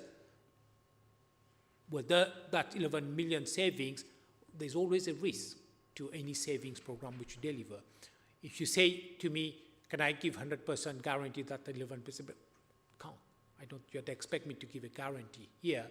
But what I can say, okay, over the years, by and large, we have delivered savings. Sometimes we delivered less than what expected because of X or Y reason.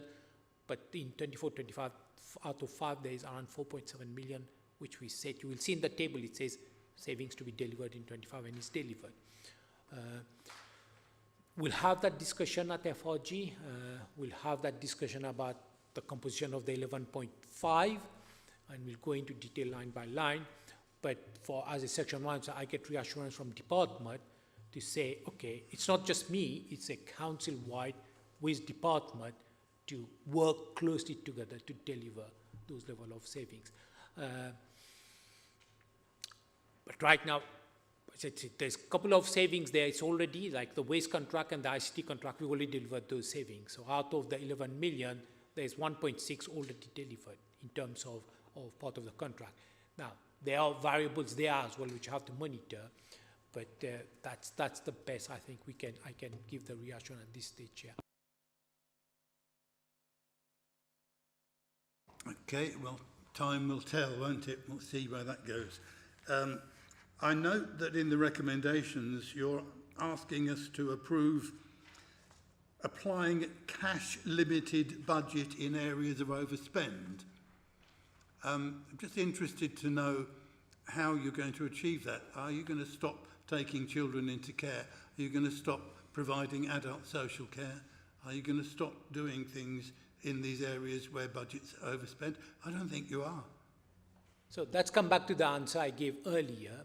Yeah, when we are focusing at Q2, a big overspend on 11 million, coming back to your point, we could have said, stop doing this. We did it. And the reason why, because children's, adult social care, homelessness are statutory sort of services, and those are people who need the service. So we did stop doing it. And that's why, after Q2, we said, let's take a much more longer view on how we're going to address the demand and the cost. So that's why we are in a position where we've got a big sort of significant overspend. So we didn't stop doing it. The cash limit budget is wherever possible, we can put some cash limit. So we can say some of the areas where repairs and maintenance is not sort of absolutely critical, then we can say let's do it over a longer period. So we manage within the cash limit budget. So no, we are not saying we are going to put a cash limit budget children. We haven't done it, and we are not going to do it. But at the same time, we have to look at demand and cost management. So, and we didn't take those measures, and the government has acknowledged that the whole local government under pressure to we've got additional grant, and it's justify why we didn't take significant difficult decision at that time, because there's more money. Whether there will be the same level of grant coming forward over the next 3 years, probably not. So the level of grant which you receive in 24, 25, 26, 26, 27 won't be the same level. So we still come back to the point of how we manage demand and cost, because these are the key areas which cause 80% of the budget overspend. Okay, thank you for that. Just one more point from me then, and that is the bullet points at paragraph 6 explain why you are forecasting the overspends in the various departments, and that's obviously helpful. What it doesn't tell us is what has happened between June and September that you were not able to foresee at that time, that has increased the overspend, for example, in children, families and education, from £600,000 that you were telling us 3 months ago to just over 2 million that you're telling us now. That the overall overspend has gone up from what you were telling us last time at 6.1 million to now just over 18 million. Looking at public health, a relatively small part of the budget, admittedly, but the increase you were forecasting last time was £400,000. It's now nearly £700,000, an increase of almost 70%. What I think we could do with, to be honest, is a report explaining what has happened between June and September that you were not able to foresee in the earlier report, that has caused you to now increase the overspend in the Q2 report. Something must have happened to have changed your view. I think we'd like a nice report to explain what that is. Yeah, so yeah, that's a good point, Chair. I think Appendix 1 gives much more detail within department. So the main body of the report you will have high level. Then from Appendix 1, there's department analysis, which goes much more detailed.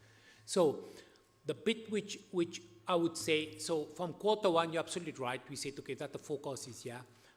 But the next 3 months, when we have an additional sort of additional demand, then it's not just 3 months. We forecast it, what will happen over the next 9 months.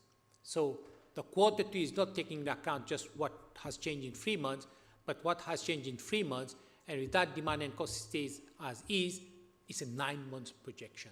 And that's why you will see a big increase, because we're saying is 9 months. What we understand in 3 months, the project is 9 months. So Appendix 1 takes a bit in more detail, but as Councillor Hussain mentioned, if you got 2 children taken into care in £250,000, you got £500,000 easily. And that's £500,000 is projected for the year. So there is detail there in Appendix 1. If there is more detail, if you would like, I can produce. But the main body of the report in Appendix 1 goes a bit in more detail. So I will take, in Q3, I will try to get more detail to understand that much better. But there is quite detail in the Appendix 1 as well. So I will get more information if needed in Q3 to beef up a bit more information here.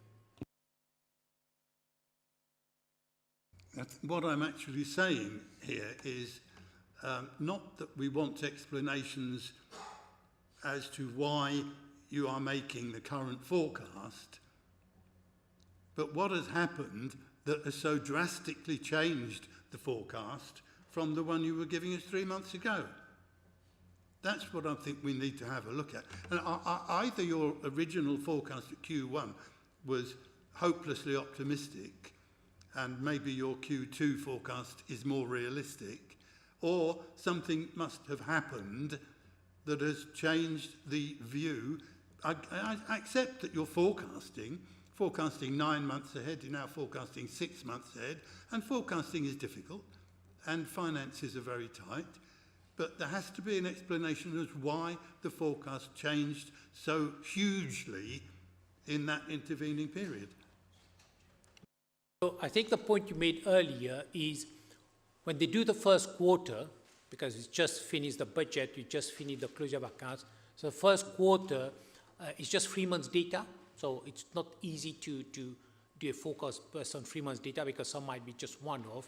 So the Q2 becomes a bit more sort of robust, but there are details there in Appendix 1 where it goes into quite some detail in terms of children's and adults and homelessness. Now, in terms of TA, I know is, yeah, as you pointed out, is if you get the right property, fine, and we manage to get a couple of good properties, and we're planning to get more properties, and that makes a big impact. But getting the right properties is, yeah. So it's what has gone wrong is what, or the council, or is just some of the demand, and the cost is not easy to predict. But I will look at that, and you will see in those charts there is quite detailed information there. And it's there. Like if you look at population well-being, it's a growth in transition placement and increase in home care as well in regional care. So it says cost and demand work underway, 1,500 requests for support per annum compared to pre-COVID level, which was now higher. So it goes in detail, 1,500 requests for more support per annum. So that's compared to pre-COVID level. So you will see the information is there, and that is driving the demand. If you look at in terms of passenger transport, especially come back in terms of special education need, that's the number of cases. So I think if you look at Appendix 1, it goes in more detail. Yeah. Housing, it says here, increase the number of bed and breakfast and nightly paid accommodation. So this is mainly because sort of like properties being repossessed and people are coming and the numbers are going up. So the numbers on TA has not gone up, but the mix is more and more people in going in bed and breakfast because there's enough properties for yeah. So it goes into a bit more detail there, and it goes into quite yeah. So what I can do is for the Q3, I make a summary just 4 or 5 key bullet points. But as I said, is a demand. The demand is going up, and it's across councils in yeah. But we'll try to, hopefully, as I said, in what information we get on so far has been built in the budget, we'll just have to monitor. Yeah.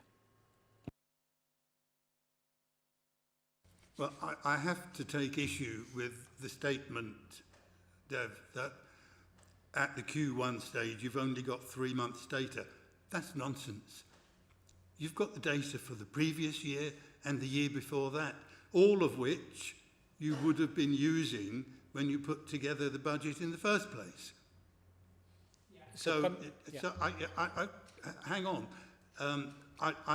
I'm still very concerned that the increase in overspend that you're forecasting is so huge. I'm not suggesting it isn't justified, but I'm concerned that there was either something seriously wrong with the Q1 forecast or something drastic must have happened in the meantime. Anyway, I think we've spent enough time on this issue. The report recommendation is simply that we note the report. I guess that's about the best thing we can do with it, to be quite honest. So I move that. Thanks very much. So we'll move on then. We seem to have lost item 9, which was the capital programme guidance of mission shortlisting. Is that something that you, Dev, want to take off the current agenda? Yeah, I think we did discuss the capital programme guidance. That is something which we do as part of the budget preparation. So this has already happened. So if you look at the budget, when we talk about the budget, I'll take you through the capital programme as well. So at the next FRG, we can discuss when you go through the capital bidding process, how the capital bidding get approved, how the bidding process take place, how we prioritize. So those are the things I can take you through when we talk about the budget at the next FRG. Thank you. Moving on then. The next is an oral update on the Council's complaint against the external auditor. In the process of dealing with this, Dev, it would be helpful if you could confirm, which I believe is the case, that the auditors, having issued their public interest report and published it, that has brought to an end the question about signing off the 2019 accounts. So if that's the case, then all we're really looking at is progress with the complaint. Have I got that right, Dev? So not only 2019-20, the 2019-20, 2021-22, 22-23 all have been signed and based on the backstop. So that all done now. But in terms of the complaint is we've got the latest one, the audit committee met in mid-December. So you had the final report from EY, and based on that final report, then we will lodge that complaint. But the budget took a lot of our time, and we still have got our new auditors working on. So in terms of the signing account, it's signed, it's done. We've got the audit report and everything. It's just 23, 24 we are working on now. Thank you. Any questions or comments on that issue? No? Moving on then. Item 12, housing benefit and council tax reduction-based valuation. Apologies you've been kept waiting so long to present this, but you do understand what we have been going through is a critically important issue. That's fine, thank you. Deb Fensom, Head of Revenues and Benefits. So, risk-based verification is a method of applying different checks to new claims for housing benefit and council tax reduction according to the risk associated with these claims. The risk-based verification model was originally introduced by Luton 10 years ago, actually. The aim is to reduce the burden on customers to provide excessive evidence and enable low-risk claims to be assessed and put into payment more quickly. Our efforts can then be concentrated on those claims with a high-risk category where there is an increased chance of fraud and error. This risk-based verification policy has been developed to underpin the regime of preventing fraud and error from entering the system whilst continuing with live caseload intervention. Now, once a customer applies for help online with housing benefit and council tax reduction, they receive an immediate confirmation via email of the verification levels that they need to provide in the evidence to go along with that. Currently, the service administers just under 12,500 claims for housing benefit and council tax reduction. Let me just scroll down. It is important that the overarching policy is applied as subsidy audits are based on this. When each new claim is received, it is allocated a risk score in real time of either low, medium or high risk. The evidence requirements will differ based on the risk score assigned, with high risk claims requiring greater evidence to support the claims. An updated risk-based verification policy was approved in March 2024, and the policy must be reviewed each year as part of the subsidy audit and cannot be amended in year. The policy for 25-26 has been reviewed and there are no further changes that have been made to the policy. Thank you.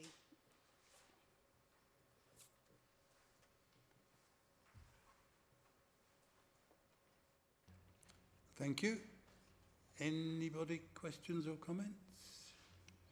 Yes, Councillor Khan. Just one concern. I mean, it's great that we have a system which looks at, reducing fraud and so forth.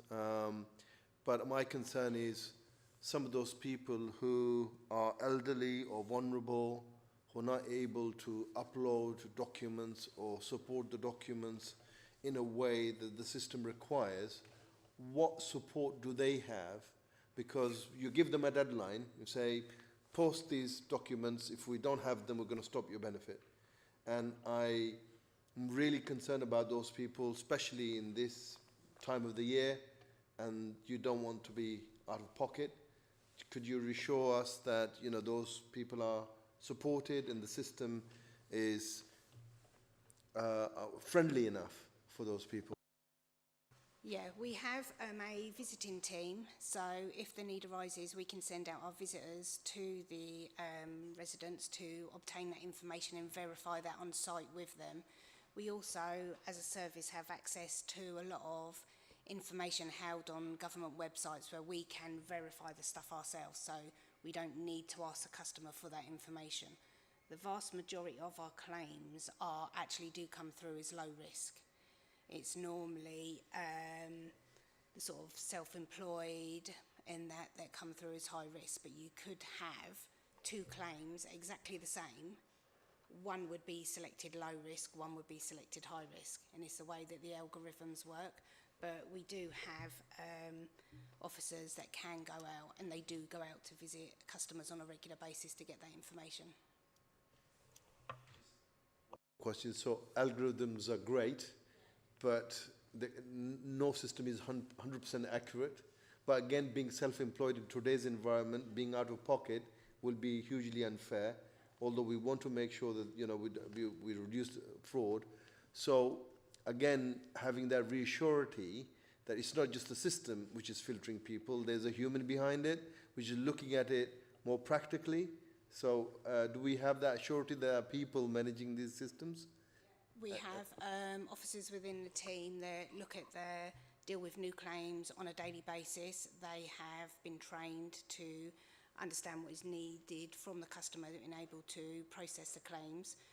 We also have, in conjunction with that for fraud and error, we have a programme that's given to us by the Department of Work and Pensions, where they take our data, they give us the claims that we need to look at, and we manually review those on a regular basis. So we, as we said before, we will write to the customers, email the customers, ask for the information. They then can provide it over the phone, upload it, or we can go out and obtain the information from them. So there is always a human element to every single assessment that we do.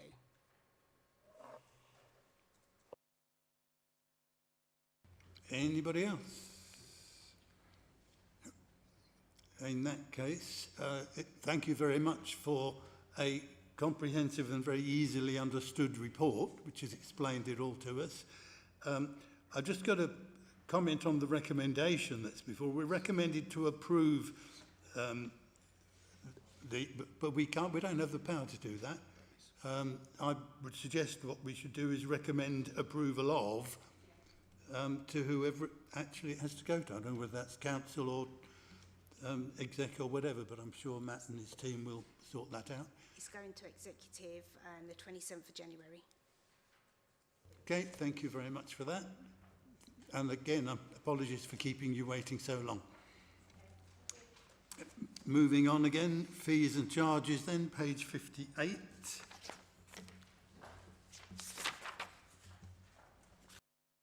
Is this you, Darren, is it? Scale of charges?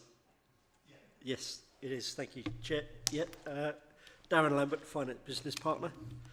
So, thank you, Chair. So the report in front of you tonight presents the outcome of the annual review of the Council's sales, fees and charges proposals to be applied from the 1st of April 2025.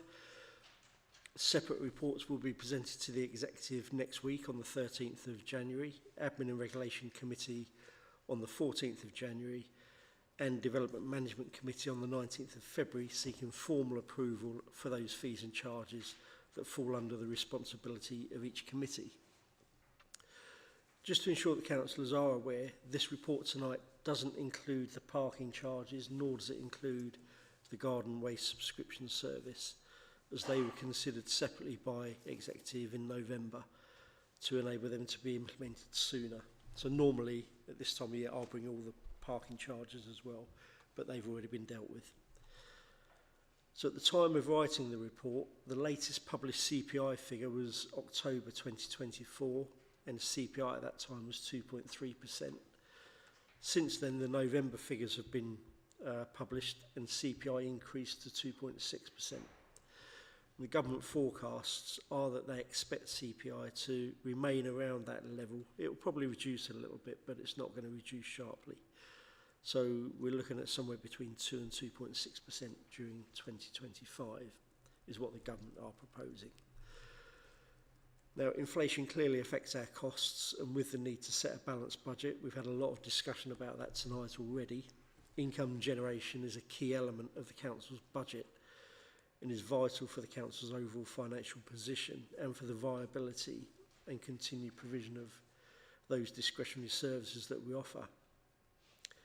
So it's important to ensure wherever possible that any charges that we set are set to achieve full cost recovery. So onto the report. The proposals are listed in full in appendices 1 to 4 of the report, and they run from page 65 to 107 of your papers. I should have also mentioned actually that the report, whilst it refers to the charges for the houses of multiple application on page 72 in appendix 2, I have mentioned in the report that those will also be subject to a separate report to the executive because of the nature and the scale of the proposed changes. So in my report to the executive, I won't be asking for approval for those charges. They will be dealt with separately. So the table on in paragraph 12 on page 60 of your papers shows that the council currently generate just under £13 million a year from the fees and charges for the services that are covered by this report. The proposals for 25-26 we expect will generate an additional £489,000, and that's explained in more detail in paragraph 14 of the report, with a full breakdown provided in Appendix A as to the services that income relates to, and that's on page 64. So overall, that equates to an increased income yield of 3.8% based on the overall income that we generate. I just want to draw your attention to a few specific areas in the report. In paragraph 18, adult social care, the average increase for non-residential services is 6.8%, which is clearly well in advance of the level of inflation, but that's driven largely by the actual cost of those residents having to employ personal assistants. However, the amount that individuals pay will be based on a financial assessment, and people will only be charged what they can afford to pay. So only full fee payers, and that's about 15% of our non-residential residents, are full fee payers, and it's only that 15% that will pay the full increase. Everyone else will be assessed based on what they can pay. Paragraph 19 refers to daycare services that the council provides to other local authorities. So it's important clearly that Luton don't subsidise other councils. So the proposed average increase for those charges is 68.8%. So that's a massive increase. But we've got to pass that cost on. We can't subsidise those councils. But the reason for the increase is really because of the nature of the care that's provided to those clients. It's become far more costly, far more expensive, far more intensive. And so the cost of providing the service has gone up significantly. A big decision that we're asking of executive this year is paragraph 29, waste services. So historically, the council have always provided free bulky household waste collection for households where the head of the household is on a means-tested benefit. The proposal from April 25 is that those households should pay a 50% reduced charge. And that's in line with the majority of other councils that we've sought benchmarking data from, which I've provided in Appendix 7 on page 111. So it will bring us in line with other councils. We are mindful that that decision, if accepted and approved, may have implications. And it's something that we'll have to closely monitor to see what the impact on the council more widely is. And the final one I want to draw your attention to is paragraphs 31 and 32, which is development control. So all the proposals are to increase discretionary charges by around 30% on average. So again, it's a large increase, but again, that is based on trying to achieve full cost recovery. But those services are all discretionary, and the customer does have the choice as to whether they use those services or not. And an integrated impact assessment for those charges has been provided at Appendix 9, which is on page 125. And with that, Chair, I'm happy to take any questions. Okay, got Councillor Khan first and then Councillor Wynne. Yeah, thank you very much for the report. Do appreciate that we got generate income, and you have talked about, you know, realising the impact that some of these charges could make on our population and the council. For me, at a time when we have high unemployment rates, poverty levels are not similar to our neighbours, because you compare a lot of these things to our neighbours, but our situation in Luton is very different, and with the recent job losses, unfortunately, there's more people without money in their pockets. So it's about not just, the simplest thing to do is increase the charges and get more revenue, but the more difficult to do things are the radical things. For example, our community centres. We should have been looking at, you know, public asset transfers perhaps, some of the costs that we're spending on those. I know there's a different discussion at a different points, but these are some of the reasons that we could do things differently. I remember the Investor Grow program and our trading services that was the arm to generate us more money, which could help to subsidize some of these. Where we're not, unfortunately, we're not doing too good on some of those, some of it because of the climate, some of the investments, you know, are not giving us the return. But perhaps this is the time to review some of those and really, before we start putting up charges, maybe reflect on those.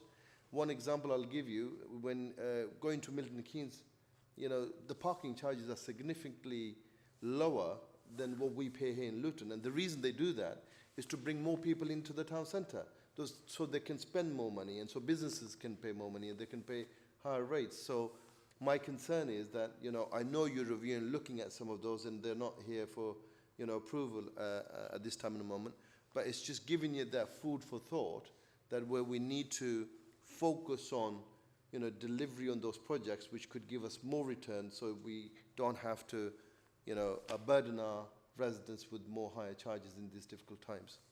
Thank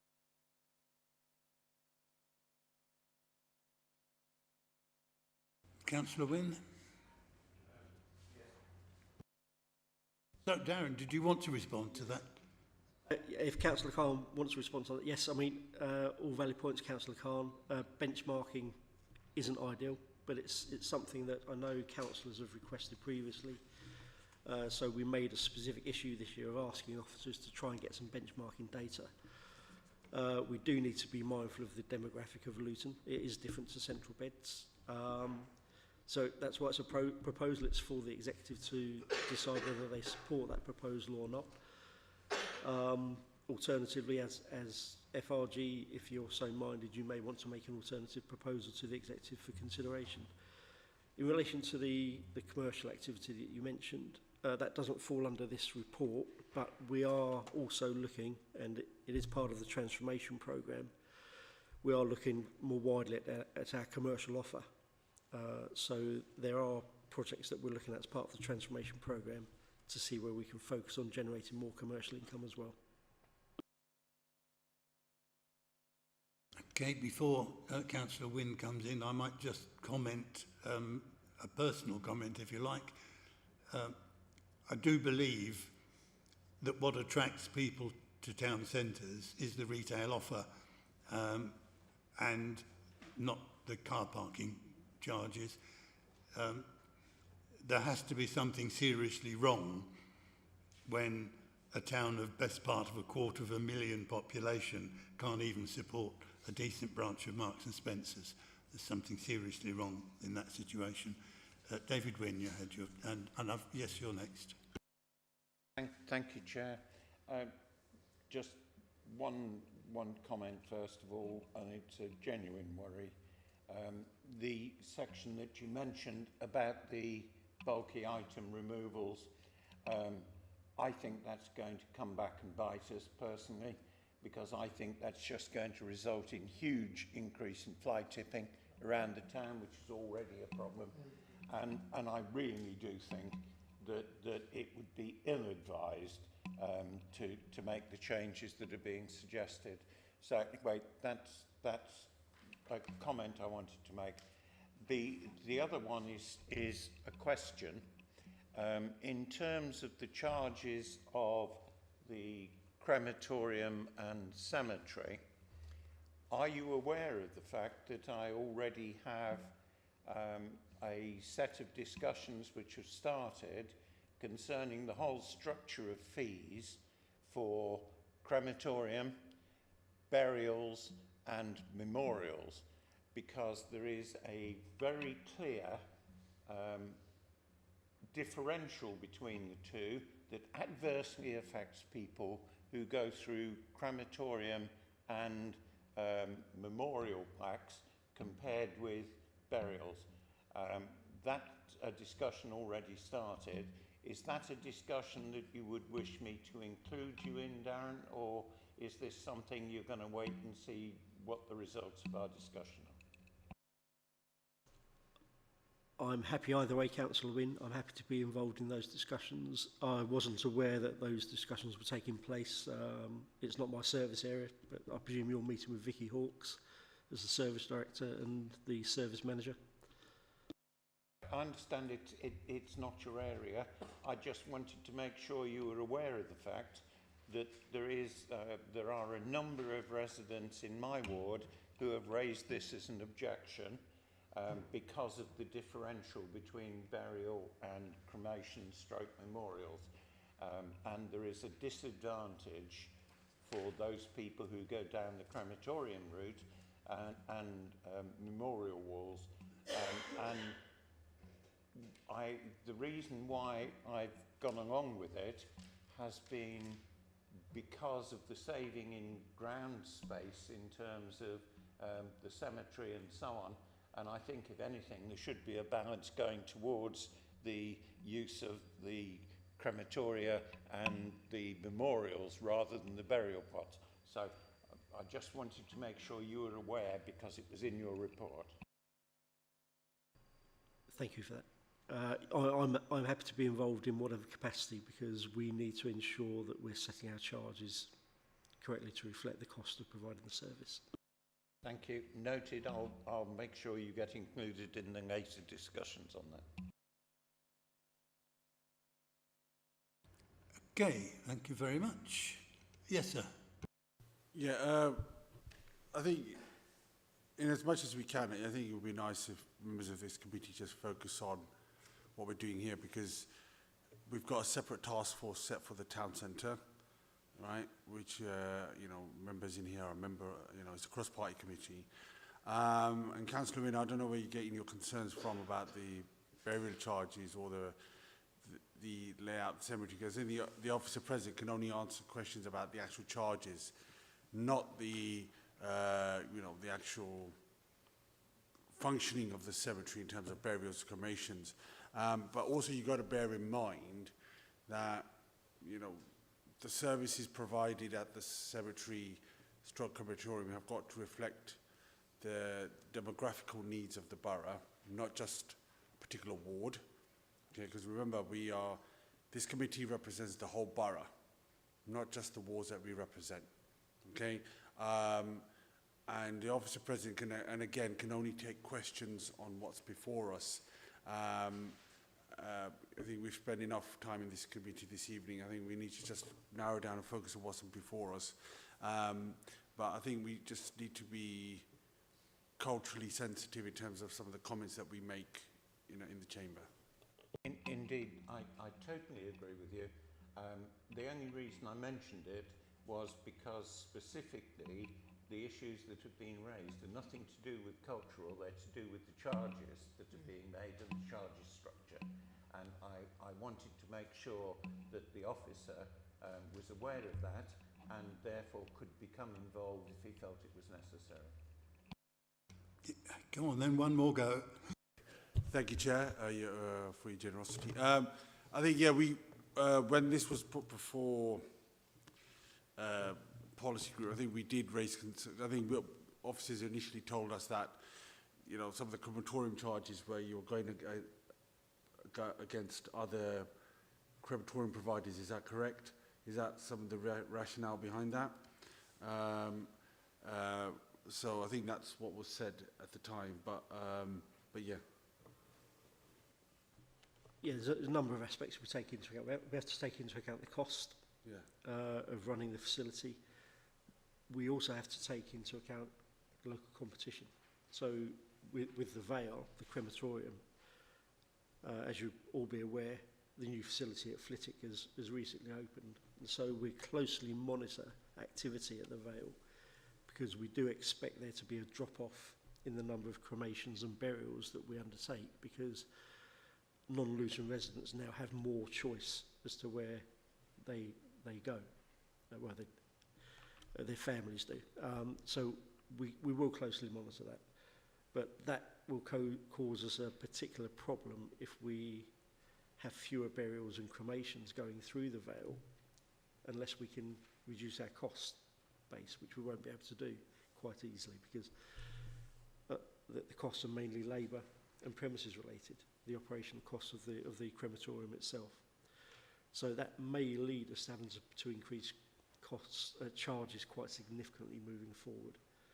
But I think the work that Councillor Wynne has alluded to will help us in determining our way forward on that.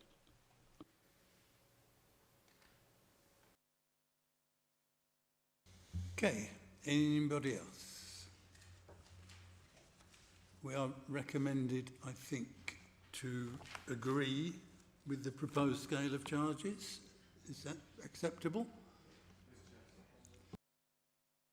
Thank you very much. Moving on then, integrated transport. Just before we start on this one, could we just confirm that this work programme is intended to go to executive for approval?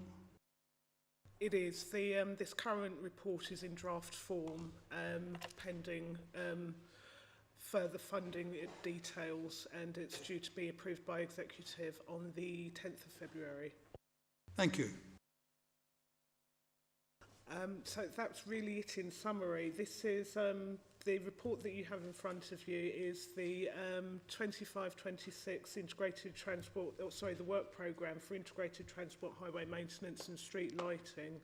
It is outlining our capital works for the year of 25-26 with some strategic areas, including a 5-year programme. The report is in draft form because it is subject to funding approval. We are still waiting for final approval of funding from the DFT. So there is potential for this report to change in terms of the schemes that we've outlined that we intend to deliver. In terms of the overall work programme, its intention is to contribute to the Highway Authority fulfilling its statutory duties under various statutory acts, and also to support climate change and the corporate agenda.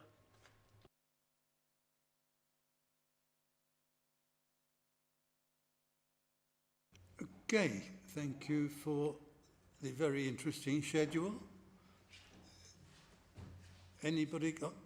yes, David Wynne. Chair, just one question for me for this time.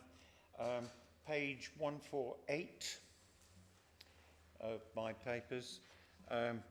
I was surprised to see that the data on page 148 included the possibility of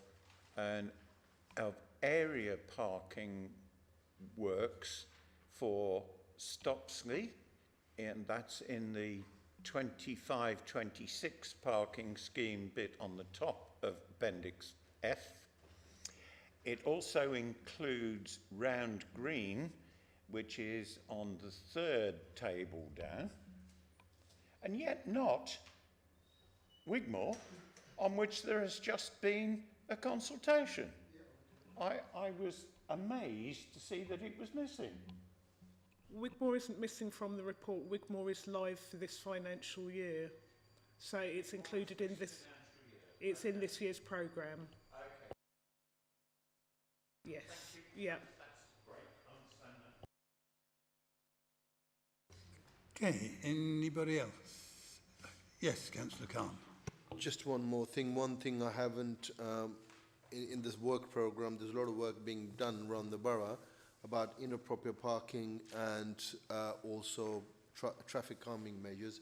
In Poets area, you know, it has been highlighted. I know there's certain specific details that might be discussed outside the room, but that's one thing that has been reported time and time again. There was surveys being done, but I'm surprised that, you know, nothing's captured here when we look at preventing inappropriate parking around the hospital, that whole Poets area, because it is problematic, and some of the traffic calming measures. Is that just an error, or is it something that we can discuss outside this room, or?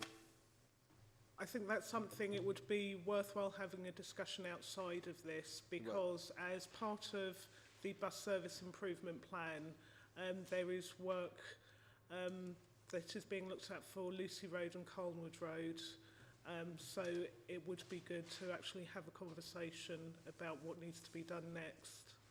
Okay.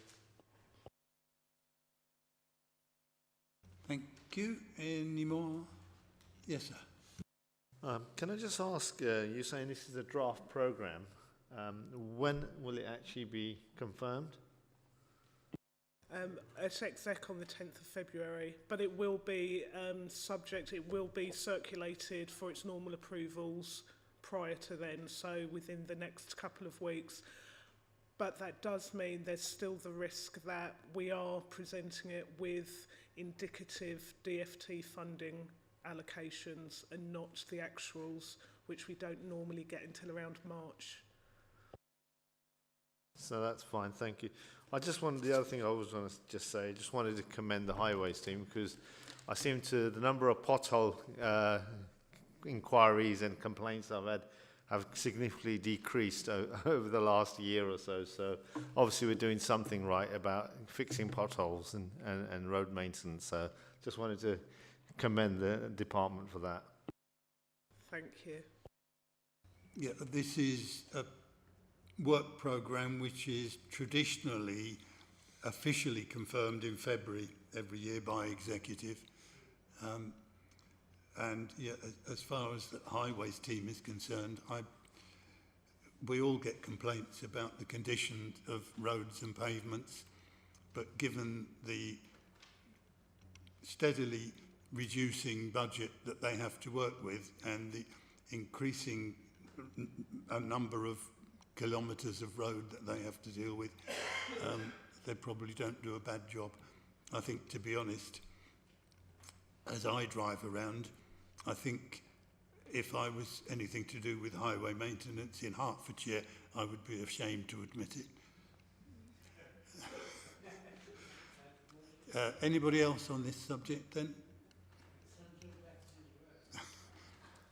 Thank you very much indeed for the report.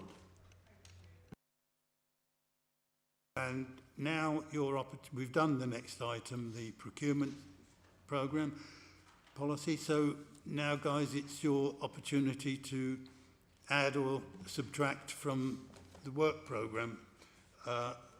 Just let me remind you that if in between meetings something comes up that you think ought to be looked at by Finance Review Group, please don't hesitate to email Matt and me. Things can be added. Councillor Carr. Yes, Chair. I did email, I think, a few weeks back, and we discussed it previously, putting death and burial service on the agenda, and I don't see it in this programme at all. Is that something that we can get on? Okay. Okay. Thank you. Councillor Wynne. Yes, just one item, if I may, Chair, if it isn't already in. Can we have an update on what's happening with bringing all the IT systems in-house?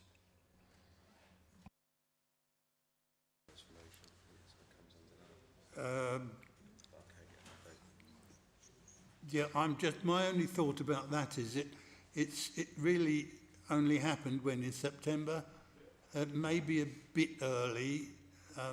We've probably all noticed some improvements. For example, you've got one click less when you log into the town hall systems from home, which is helpful. Not very dramatic, but nevertheless, it's a help. My only concern is it too soon? Should we give it a little longer? Put it on a programme for 2 or 3 meetings hence. Happy as long as it's kept in vision. No, it's important. We should do that. But let's get the new system settled in. Anybody else? Okay, in that case, I think it's thank you very much and good evening. I'm sorry it's taken so long, but the